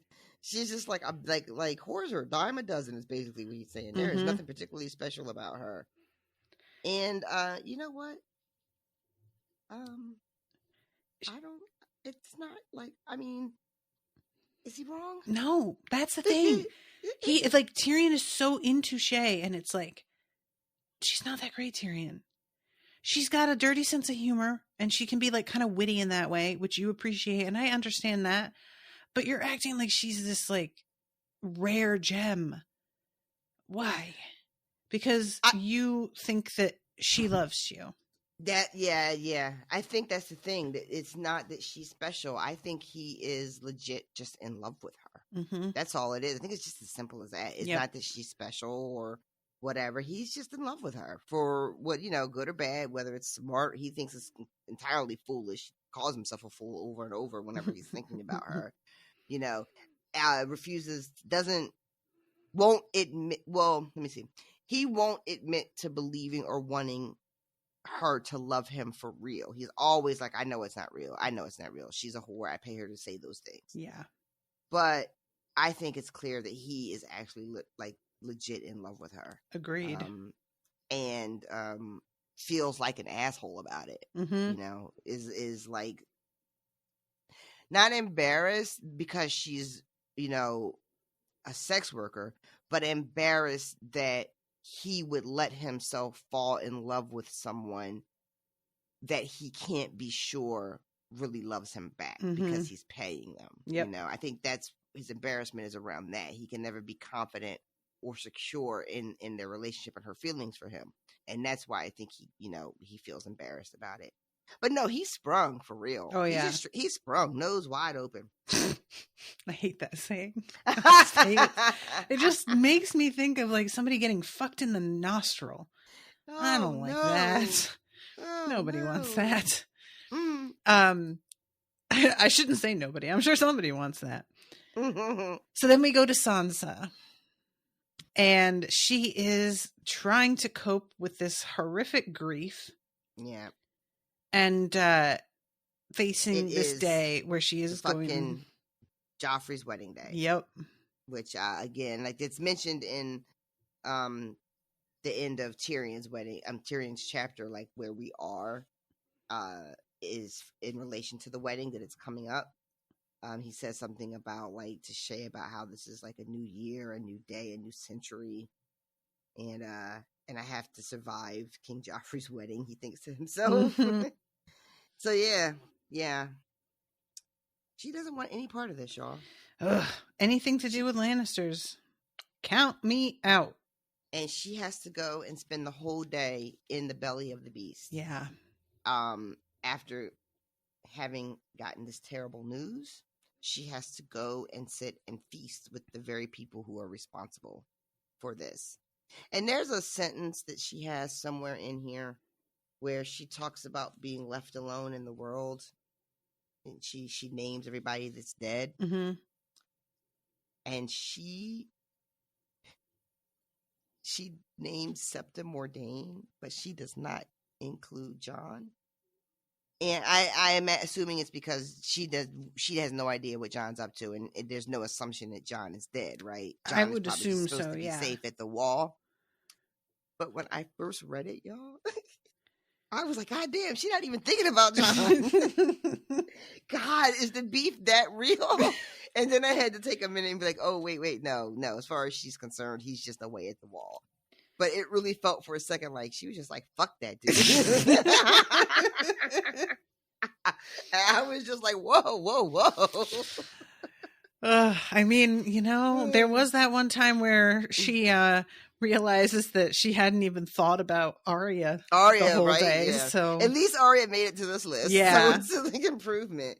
But like joking aside, when she has this moment and she's just like, that's it. They are all dead but me. I am alone in the world. That hit so hard. Yeah. You know, just how alone she is. You know, there is no family left, and she's got extended family that she can't even fucking count on because she's got an uncle left. And what does that fucking mean? It means nothing. Mm-hmm. You know, Stannis doesn't mean anything to her. He's not keeping her safe. Probably I can't remember exactly, but I know he knows that she's married to Tyrion, and as far as he's concerned, she's low-key a traitor herself. Mm-hmm. And you know, her mom had, you know, 2 brothers, but again, they're so remote, they're so separate from her, what her life is. So she is alone in the world. Yeah. And that is like, I pray to God that I never actually have that feeling of just being like, fuck, my whole family is it's just me now. Yeah. Jesus Christ. Yeah. That was hard to read. Yeah, they have made me a Lannister, Sansa thought bitterly. And I was like, oh boy, yeah. So she is getting ready to take a bath. She has that moment with Shae being like, she just looks at me with these bold eyes. There's something about her. I don't know what's going on. And Tyrion turns up, and I really do enjoy that there's a moment where she's like, I almost want to wish for some wine, like ask them for wine to get through this damn day. And then when Tyrion comes in, he's like, I'm going to have some wine. And she tries to be like, there'll be wine at the feet. And I'm like, girl, don't front like you weren't just already taking that you exact have to go ahead and get yourself a glass too. Just take this as permission to have some if you want some. And thank him for breaking the ice and making it so that it's not embarrassing. So that you exactly. Thank him for going in first so that you don't have to be the one to do it. There's a great moment too. I love when she sees Pod and he's all dressed because first they show up. Pod and Tyrion, well, Tyrion mainly show up, and Tyrion looks raggedy because he's been out all night fucking this girl in the basement. So he shows up looking soiled and disheveled. Yep. And she's just like, are you going to freshen up, my little for the formal breakfast that we have to go to with your fucking viper of a family? And then he comes back cleaned up, and Pod is also cleaned up, and she gives him a little compliment, and Pod just does not know what he can't even speak. I both Pod so much. He just turns bright red, and he can't look her in the eyes, and she tries to engage him in some conversation. She tries to ask about his house colors or whatever. He could not get a whole sentence out. It is adorable. I gotta read this. Are purple, gold, and white the colors of House Payne, Padre? She asked him politely. No. I mean, yes, the colors. Our arms are purple and white checking, milady, with gold coins in the checks. Purple and white, both.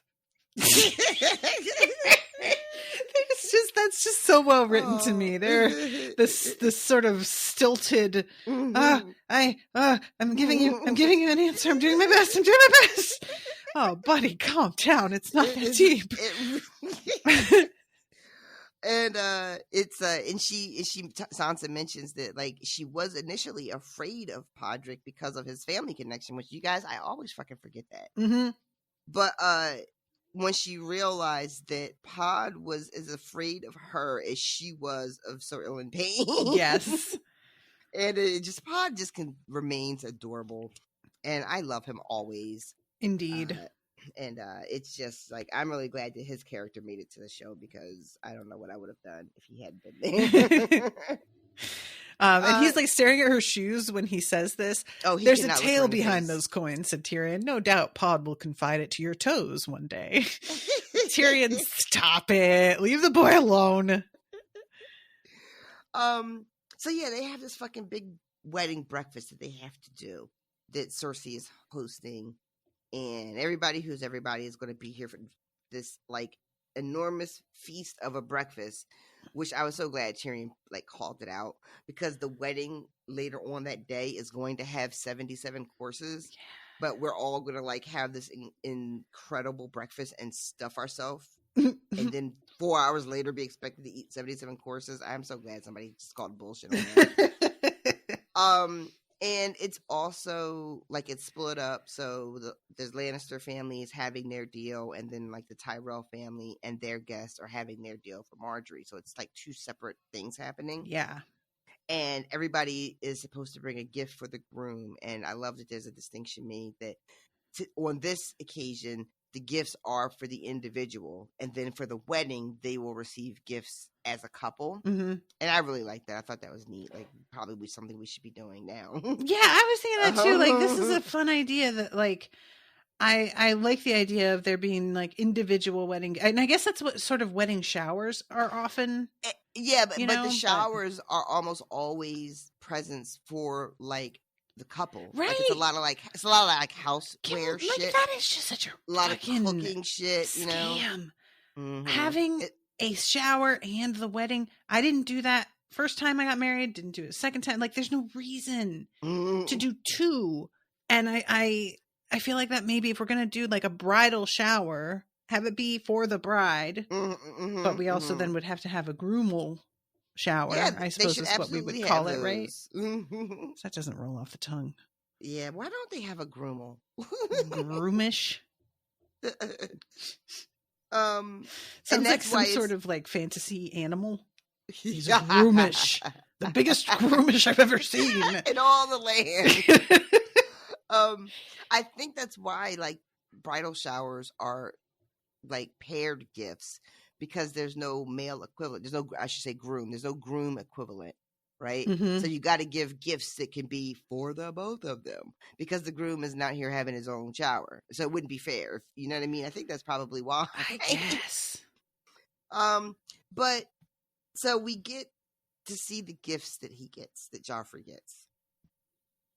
And people are really just like such a little shit. You know, they are really outdoing themselves. He's getting, you know, some wonderful gifts that are right up his alley. And Tyrion gives him a book. Tyrion, I'm not trying to victim blame, but genuinely, what the hell, man? And it turns out that the book that he gives him is incredibly rare and of great value. Mm-hmm. So not only is it a terrible gift for Joffrey just based on who Joffrey is, it's a gift that Joffrey doesn't deserve. He is not worth this present. This fine, rare thing. And what does he do with it? He just shits all over it, and and cuts it up into little pieces. What a fucking waste. The most predictable outcome, honestly, Tyrion. Really, and I don't know what Tyrion was thinking, because I'm sure Tyrion knows the value of that book, and like, why would you waste it like that? Yep. On someone like him, knowing him as well as you do.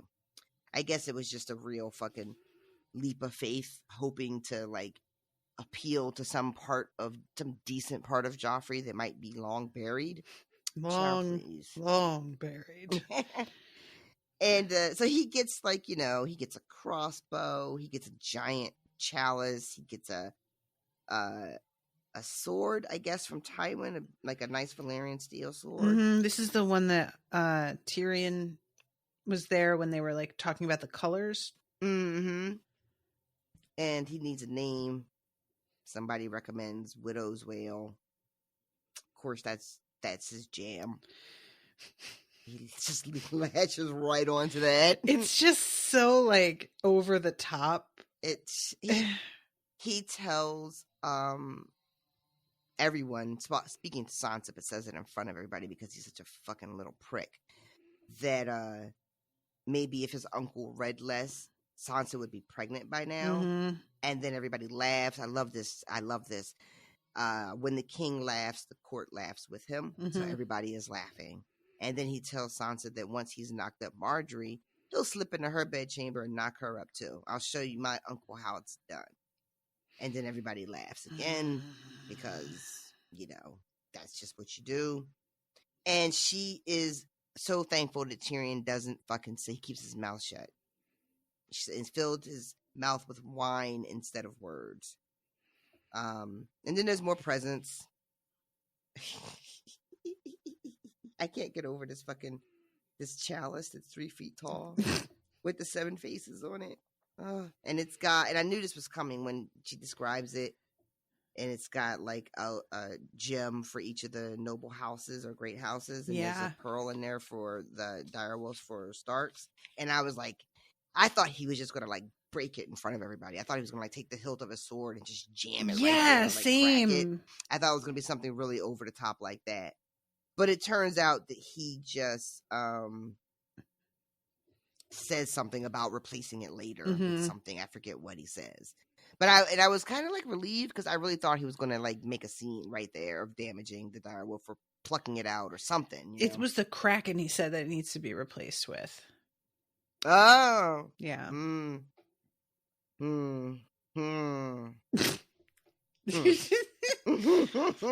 Yes. So yeah, so then it's what else happens? It's a lot of talk about, they finally leave the breakfast. That's the next thing that happens. And they have a little bit of a stroll with our friend Oberyn of Dorne. Oberyn the hottie. His lady pal. Yeah. And there's a moment when Sansa is like, she used to be a whore and now she's basically a princess. She gets that from Shae specifically, who I feel like harbors hopes that could be her one day with Tyrion. And I'm just like, y'all don't live in Dorne, girl. That's not how it works here. But I love Sansa says, she's not really that pretty, but there is something interesting about her. She did draw the eye. And there is something to be said. Like, there's different kinds of attractive. And there are people out there who it's like, there is something about them that's just je ne sais quoi. Yeah, I believe the official term for that is it. Indeed, yes. They have it. That's the best that we've done. So expressive. So yeah, we get some back and forth between Tyrion and Oberyn about the contents of the book. Oberyn is familiar with it. They have a little talk about Viserys, which I thought was really funny because I know they're not talking about Viserys that I just met, but I just thought it was funny because I was like, "Oh, which Viserys y'all talking about?" We got her interested in that history, guys. It's happening. And let's see. And I love when Sansa is just like, well, Baelor was so holy that he like walked through some fucking thing. Right. It's this whole like the Broadway. Yeah. And none of the snakes bit him. And then Illyria's like, girl, listen, as a matter of fact. Did you say Illyrio? Illyria, isn't her name Illyria? Oh, Ilaria. Yes. I thought you were talking about Magister Illyrio. And I was no. What? No. Yeah, because Oberyn first is just like, bite that like scrawny starveling. Why would you? There's nothing good there. And yeah, Ilaria's like, yeah, that's not really how it went, actually. Yeah. I mean, it's what's great is that her version of the story is still fairly miraculous because she says he's bitten like 50 times and he should have died, but he didn't. Yep. So there's your miracle. So it turned from he should have died to they never touched him. Yeah. Isn't that the way? I love this little tidbit too. Is later on someone, I'm not sure who's speaking. I think it's Tyrion who's speaking. He says that people think that he went deranged because of the venom from all the snake bites. And I like that's just an interesting thing to think about. And then Oberyn is like, well, I don't see no snakes up in this bitch, so what is Joffrey's excuse? How do you account for Joffrey? I prefer not to. How do you account for X is also an excellent way to ask somebody a question about why is their friend fucking up. Like, you down? Well, how do you account for blah, blah, blah? Indeed. So they're finally alone in this like litter, I think it is. And she apologizes for the book. And he says, I should have known better. Yeah. I should have seen a good many things. Now, we didn't talk about this, but he has this odd sort of reaction to a moment where Joff is gifted a Valyrian steel blade. And do you have any thoughts on this? I am going to try to go back to it now because I don't. I know that throughout the breakfast that Tyrion is surprisingly quiet, even when he ruins the book. Tyrion is, I think, is just like you're absolutely right. Where is it? I'll read you the part that I'm talking about. Okay, you go ahead. A great sword must have a great name, and they're shouting out names. Have a care, Valyrian steel is perilously sharp. I remember I'm no stranger to Valyrian steel. And Garland says, oh, this is right about the book, because this is when he chops the book up. Tyrion was staring at his nephew with mismatched eyes. Perhaps a knife, sire, to match your sword? A dagger of the same fine Valyrian steel, with a dragon bone hilt, say? Joff gave him a sharp look. Yes, a dagger to match my sword. Good. He nodded. A gold hilt with rubies in it. Dragon bone is too plain. As you wish, your grace. Tyrion drank another cup of wine. He might have been all alone in his solar for all the attention he paid Sansa, but when the time came to leave for the wedding, he took her by the hand. Yeah, this is the moment that I was looking for to read to you about what I did remember. Was this reaction. One, it stood out to me because it's very rare to see Joffrey be placated in this manner when he's like on 100. Yeah. And then I was stuck because I was like, is he describing that same dagger, the cat's paw dagger that just keeps showing up in this universe? And I don't know if that's really what's being described here. And I'm not sure if it is what's being described, why it's being described. Like, I'm not sure if is Tyrion low-key thinking of, like, is this a weird, almost threat? Well, I don't know.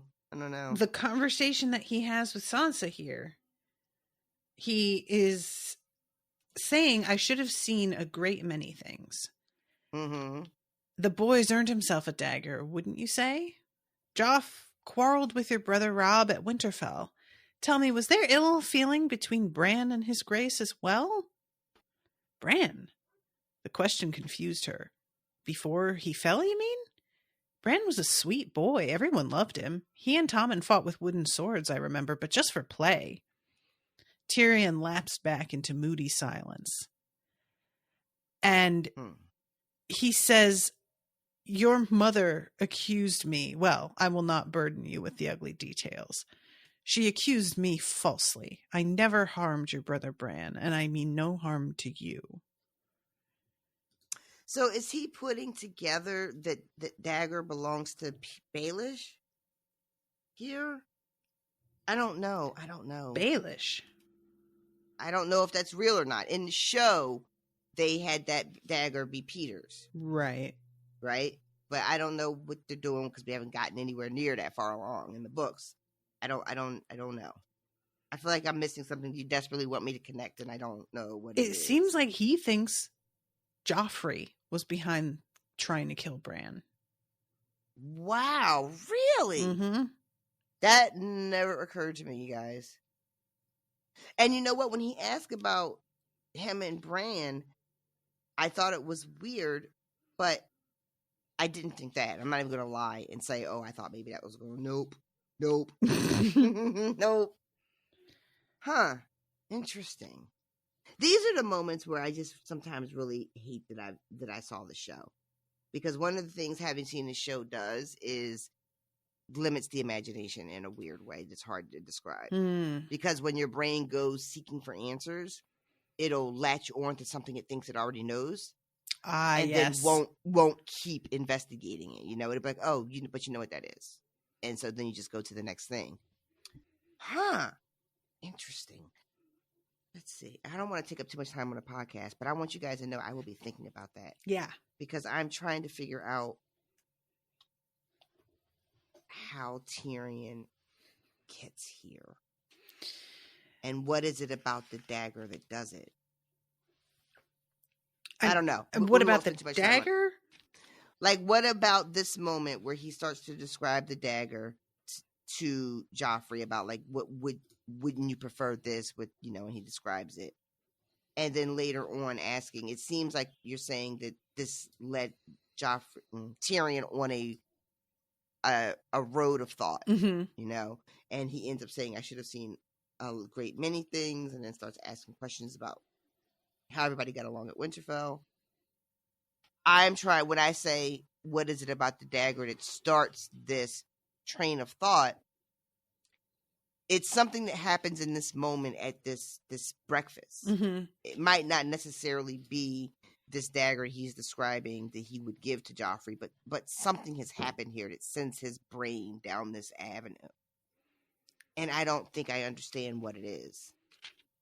I think it's the mention of I am no stranger to Valyrian steel. But Joffrey's already had a Valyrian steel sword. Didn't he already have one? Did he? Didn't they make something? I thought he already had a sword at this point. That's what this gift is, what they made. Yeah, from Tywin, yeah. But I thought he took somebody's sword and, like, commandeered it for himself. He took ice, which was what they melted down to make this sword. And I assume that's what he was talking about, is that he had ice. So yeah, he said I'm familiar with it. I mean, the thing is, did he ever have occasion to actually handle that just because, like, they took it from Ned? I thought he did. That's what I'm saying. It's not out of the question, I suppose. Yeah. I in my head, Joffrey had ice and played with it, and he maybe even had somebody take it from him because he didn't know how to behave responsibly with it. Clearly something I have either made up or mixed up from the show. But in my brain, that had already happened. So when he says I'm familiar with it, I'm like, oh yeah, he's familiar with it because he had ice. Again, it's just kind of a shortcoming of having seen the show where your brain is just like, oh yeah, that means that. But I see what you're saying now, because if that's not what happened, then Tyrion is like, when did you ever have fucking Valyrian steel in your hand, sir? And then that leads him down the train. Yeah. Yeah, I'll give that a Yeah, that's fair. I mean, Joffrey is definitely capable of certainly pushing a small child, out of a high window to their death, or presumed death, hoped for death.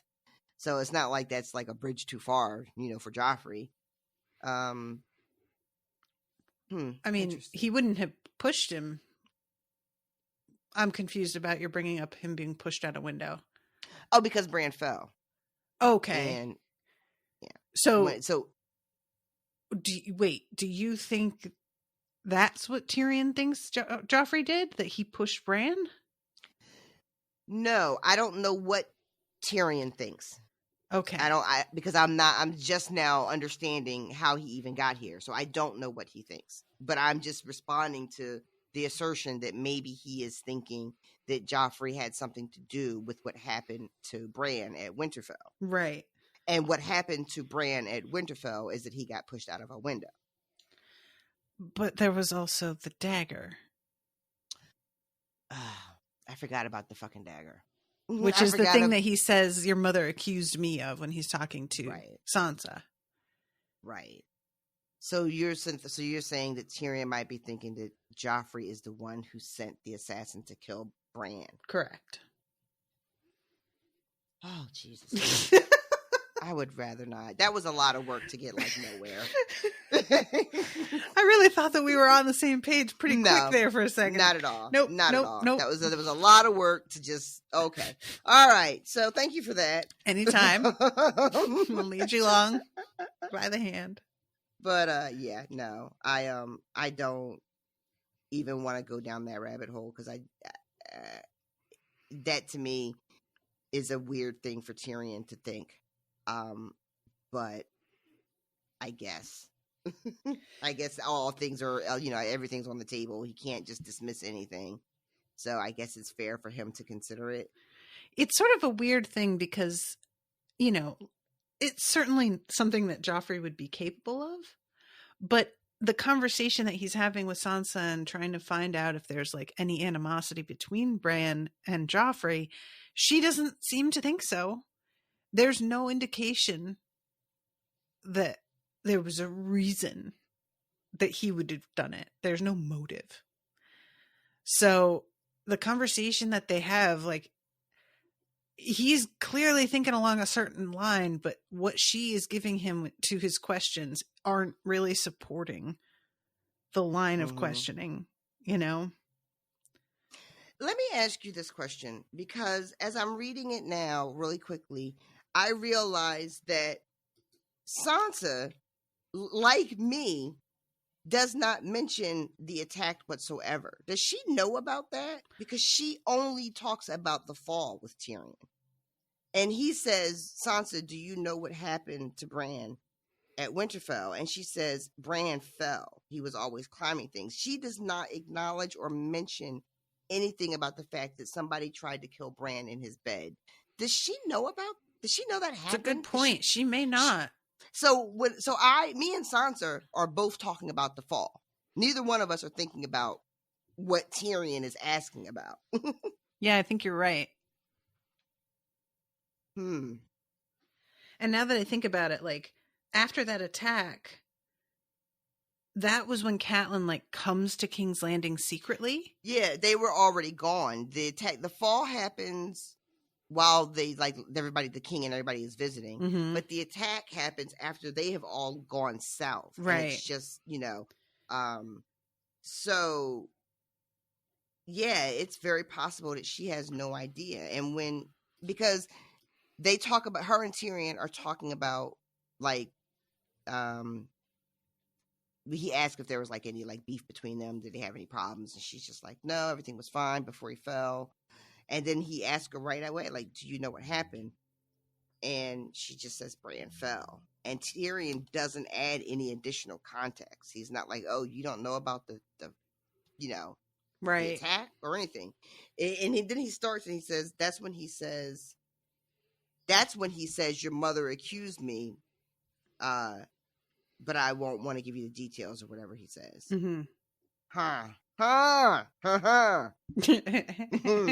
Very interesting. Well. So, yeah, that's pretty much the end of the chapter. Yeah, she's left being like, what does he want me to say? He's looking at me.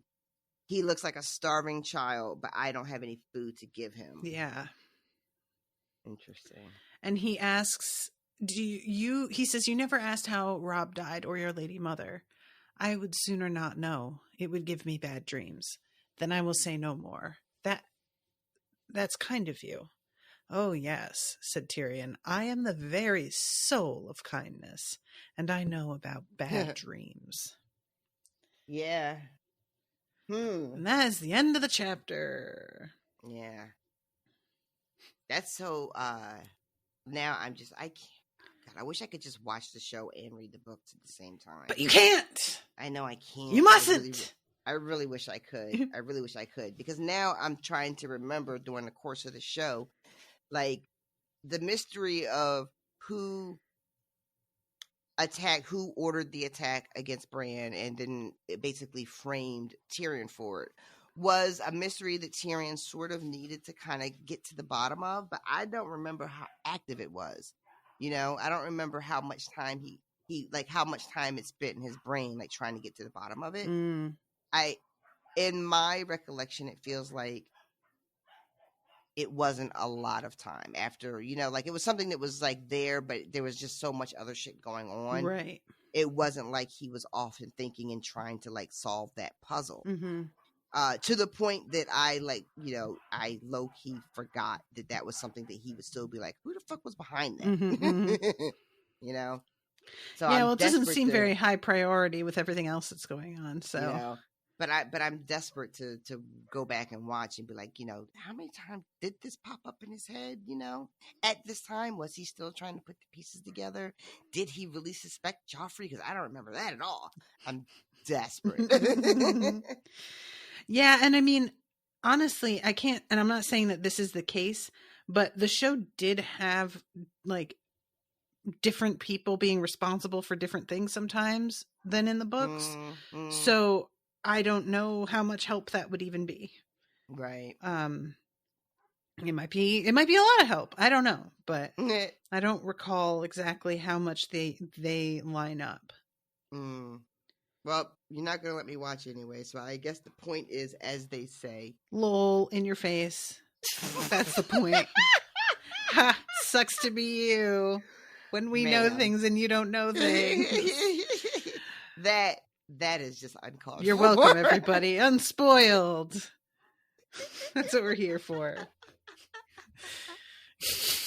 To feel smug. Well, I hope that you all are enjoying your smugness. I have literally made a career out of me feeling smug and listeners getting to feel smug. You're welcome. Oh, brother. I'm sorry if you guys can hear these dogs. I don't know what's happening in that yard, but they're going nuts over something. Is it dinner time? Are you late with dinner? I am not. I overfed them this morning. They will have plenty of food. It's really wild. The cold snap, they were eating so much. I bet. And then I kept feeding them the same amount, and they have not been even half as interested. So I've had to really like adjust. Clearly the cold made them go, oh, we need this. We are not interested in playing around with this fucking 9-degree weather. You gotta fatten up. Yeah.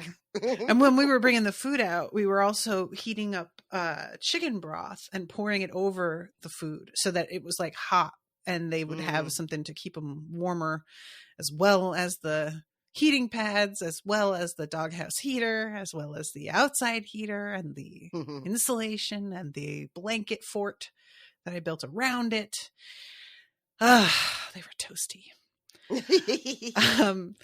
All right. Well, I want to say hi to new patrons real quick before we wrap this up. So everybody. Woo! This week we have Renate Tiexiera and Matthew T. Nordstrom. Welcome. Felt very loud today. Was that louder than usual? I don't know what's going on. It's always very loud. I don't know what you're talking about. Apologies. But yeah, welcome both of you. Thank you so much for signing up and becoming patrons. Appreciate y'all a lot. Don't forget to come and hang out at the lives that Rashawn and I are doing. We are coming up on the final episode of Ted Lasso. I know, I cannot believe it. Until who knows? And then we have the beginning of the first book of the Raybearer series. Oh, I should probably get that. I mean, you've got a couple weeks. But do I? Yeah, because we have to put Ted Lasso up next week, and then we're recording Ted Lasso's finale. So yeah, you've got like 2 weeks. You know how time works? You remember? I told y'all like 30 minutes ago that I did not. Apparently I don't remember how. You don't remember how time works? I don't remember how you remember how time works. I have time blindness, though. That's just definitely a thing for me. So, you guys, I swear to God, I really do. Do you know the other day, I am so glad that I have learned to like set timers for everything on my phone. The timer goes off that 20 minutes passed for something in the oven. I would have sworn on my life that it had been like 4 minutes. Genuinely looking at my like timer and being like, did I set that right? But thankfully it like shows how many digits, and you're like, it just gives you a little bit of confirmation of how you set it. And I was like, nope, that's Jesus Christ. Moments like that where you really have to stop and be like, I've been just out here living my life like this the whole time. You know what I mean? Anyway, so yeah, if you guys are interested in becoming patrons, go to patreon.com/unspoiled. And for $10 and up, you can come to the lives that Rashawn and I have been doing for Ted Lasso. We are going to be doing for Raybearer.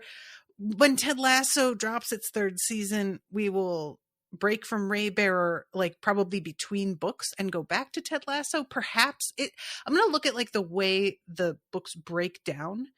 And it may be that we can get through an entire Raybearer book in a month and a half, because they're not super long. These aren't the kind of like, because there's only 2 in the series and they are both not enormous tomes. The covering this has a very different feel to it from other series that I have started with you, where it's like, okay, roll your sleeves up. We're about to do a project with a capital P. It doesn't really feel like that. So we may be okay to cover both before Ted Lasso drops again. And I'll take a look at that and figure it out. But also after that, once we're done with Ted Lasso and Raybearer, we are going to be starting the Cradle series. And I am just so excited over that. So, well, fun series is a treat. It's weird to hear somebody else announce your life schedule for the next however many years. Oh, a bunch of strangers. It's very. You're not used to that yet. You think I would be, and yet here we are. Here we are. Yeah, I understand. There's a part of me that finds like some comfort in that, where I'm like, oh, I always have something to do. I always have like, you know, a vague plan of some kind. But the thing that gets me is seeing past dates. You know, I'll have something come up in Facebook memories, and it's like, we started Dresden Files today. And it'll be like, you know, 7 years ago. And I'm like, it's how long? That just can't, like you just threw that number out, and I refuse to believe it's real. You just threw the number out. It has no real meaning. Because there's no way it was 7 years. Yeah. There's just no way. There's absolutely no way. It has not been 7 years since we started Trusted. There's just no way. I think that's why I don't have the same reaction you do to like me mapping out the next few years, because I don't notice it. After like 7 years of doing Dresden, does it feel like I've just been covering Dresden for 7 years? No, it doesn't feel that way. So I've just stopped like caring about it in that sense. And I'm just like, I don't know, 7 years are going to pass. And in that time, I'll also be reading a book. You know what I mean? I don't know. 7 years are going to pass one way or the other. I might as well just be reading. Exactly. I may as well just be sharing my every opinion on this fictional series every step of the way. But yeah, so I just wanted to let you guys know about that. And also in the Discord, I'm going to be doing a Unspoiled NaNoWriMo, Unspoiled Community Writing Month. And that is going to start January 8th. So by the time this episode drops, we will have been working on it for a couple days. At least for patrons, we'll have been on it about a week for non-patrons by the time this drops. But you are more than welcome to come and join us, because the NaNoWriMo usually happens in November, which was definitely something that was started by a man who didn't have any holiday labor to worry about. And I absolutely could not even conceive of trying to do that in November on top of all the other stuff.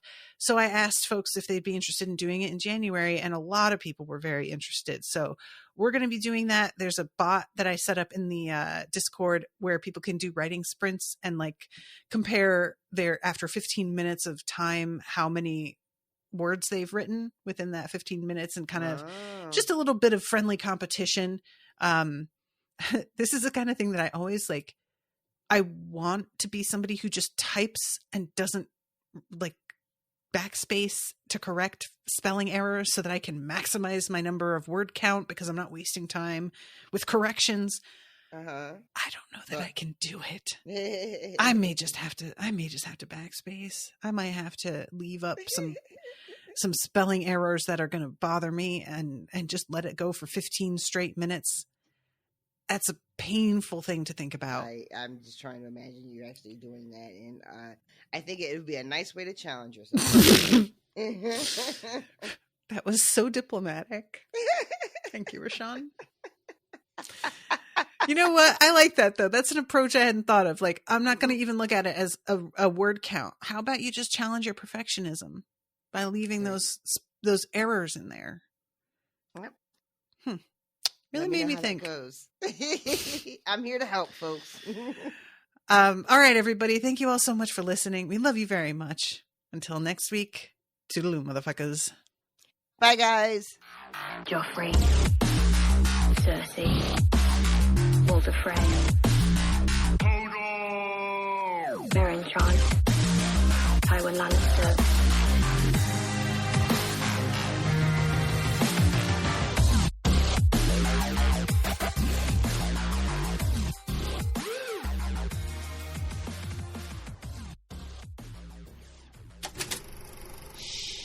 That was an Unspoiled Network podcast.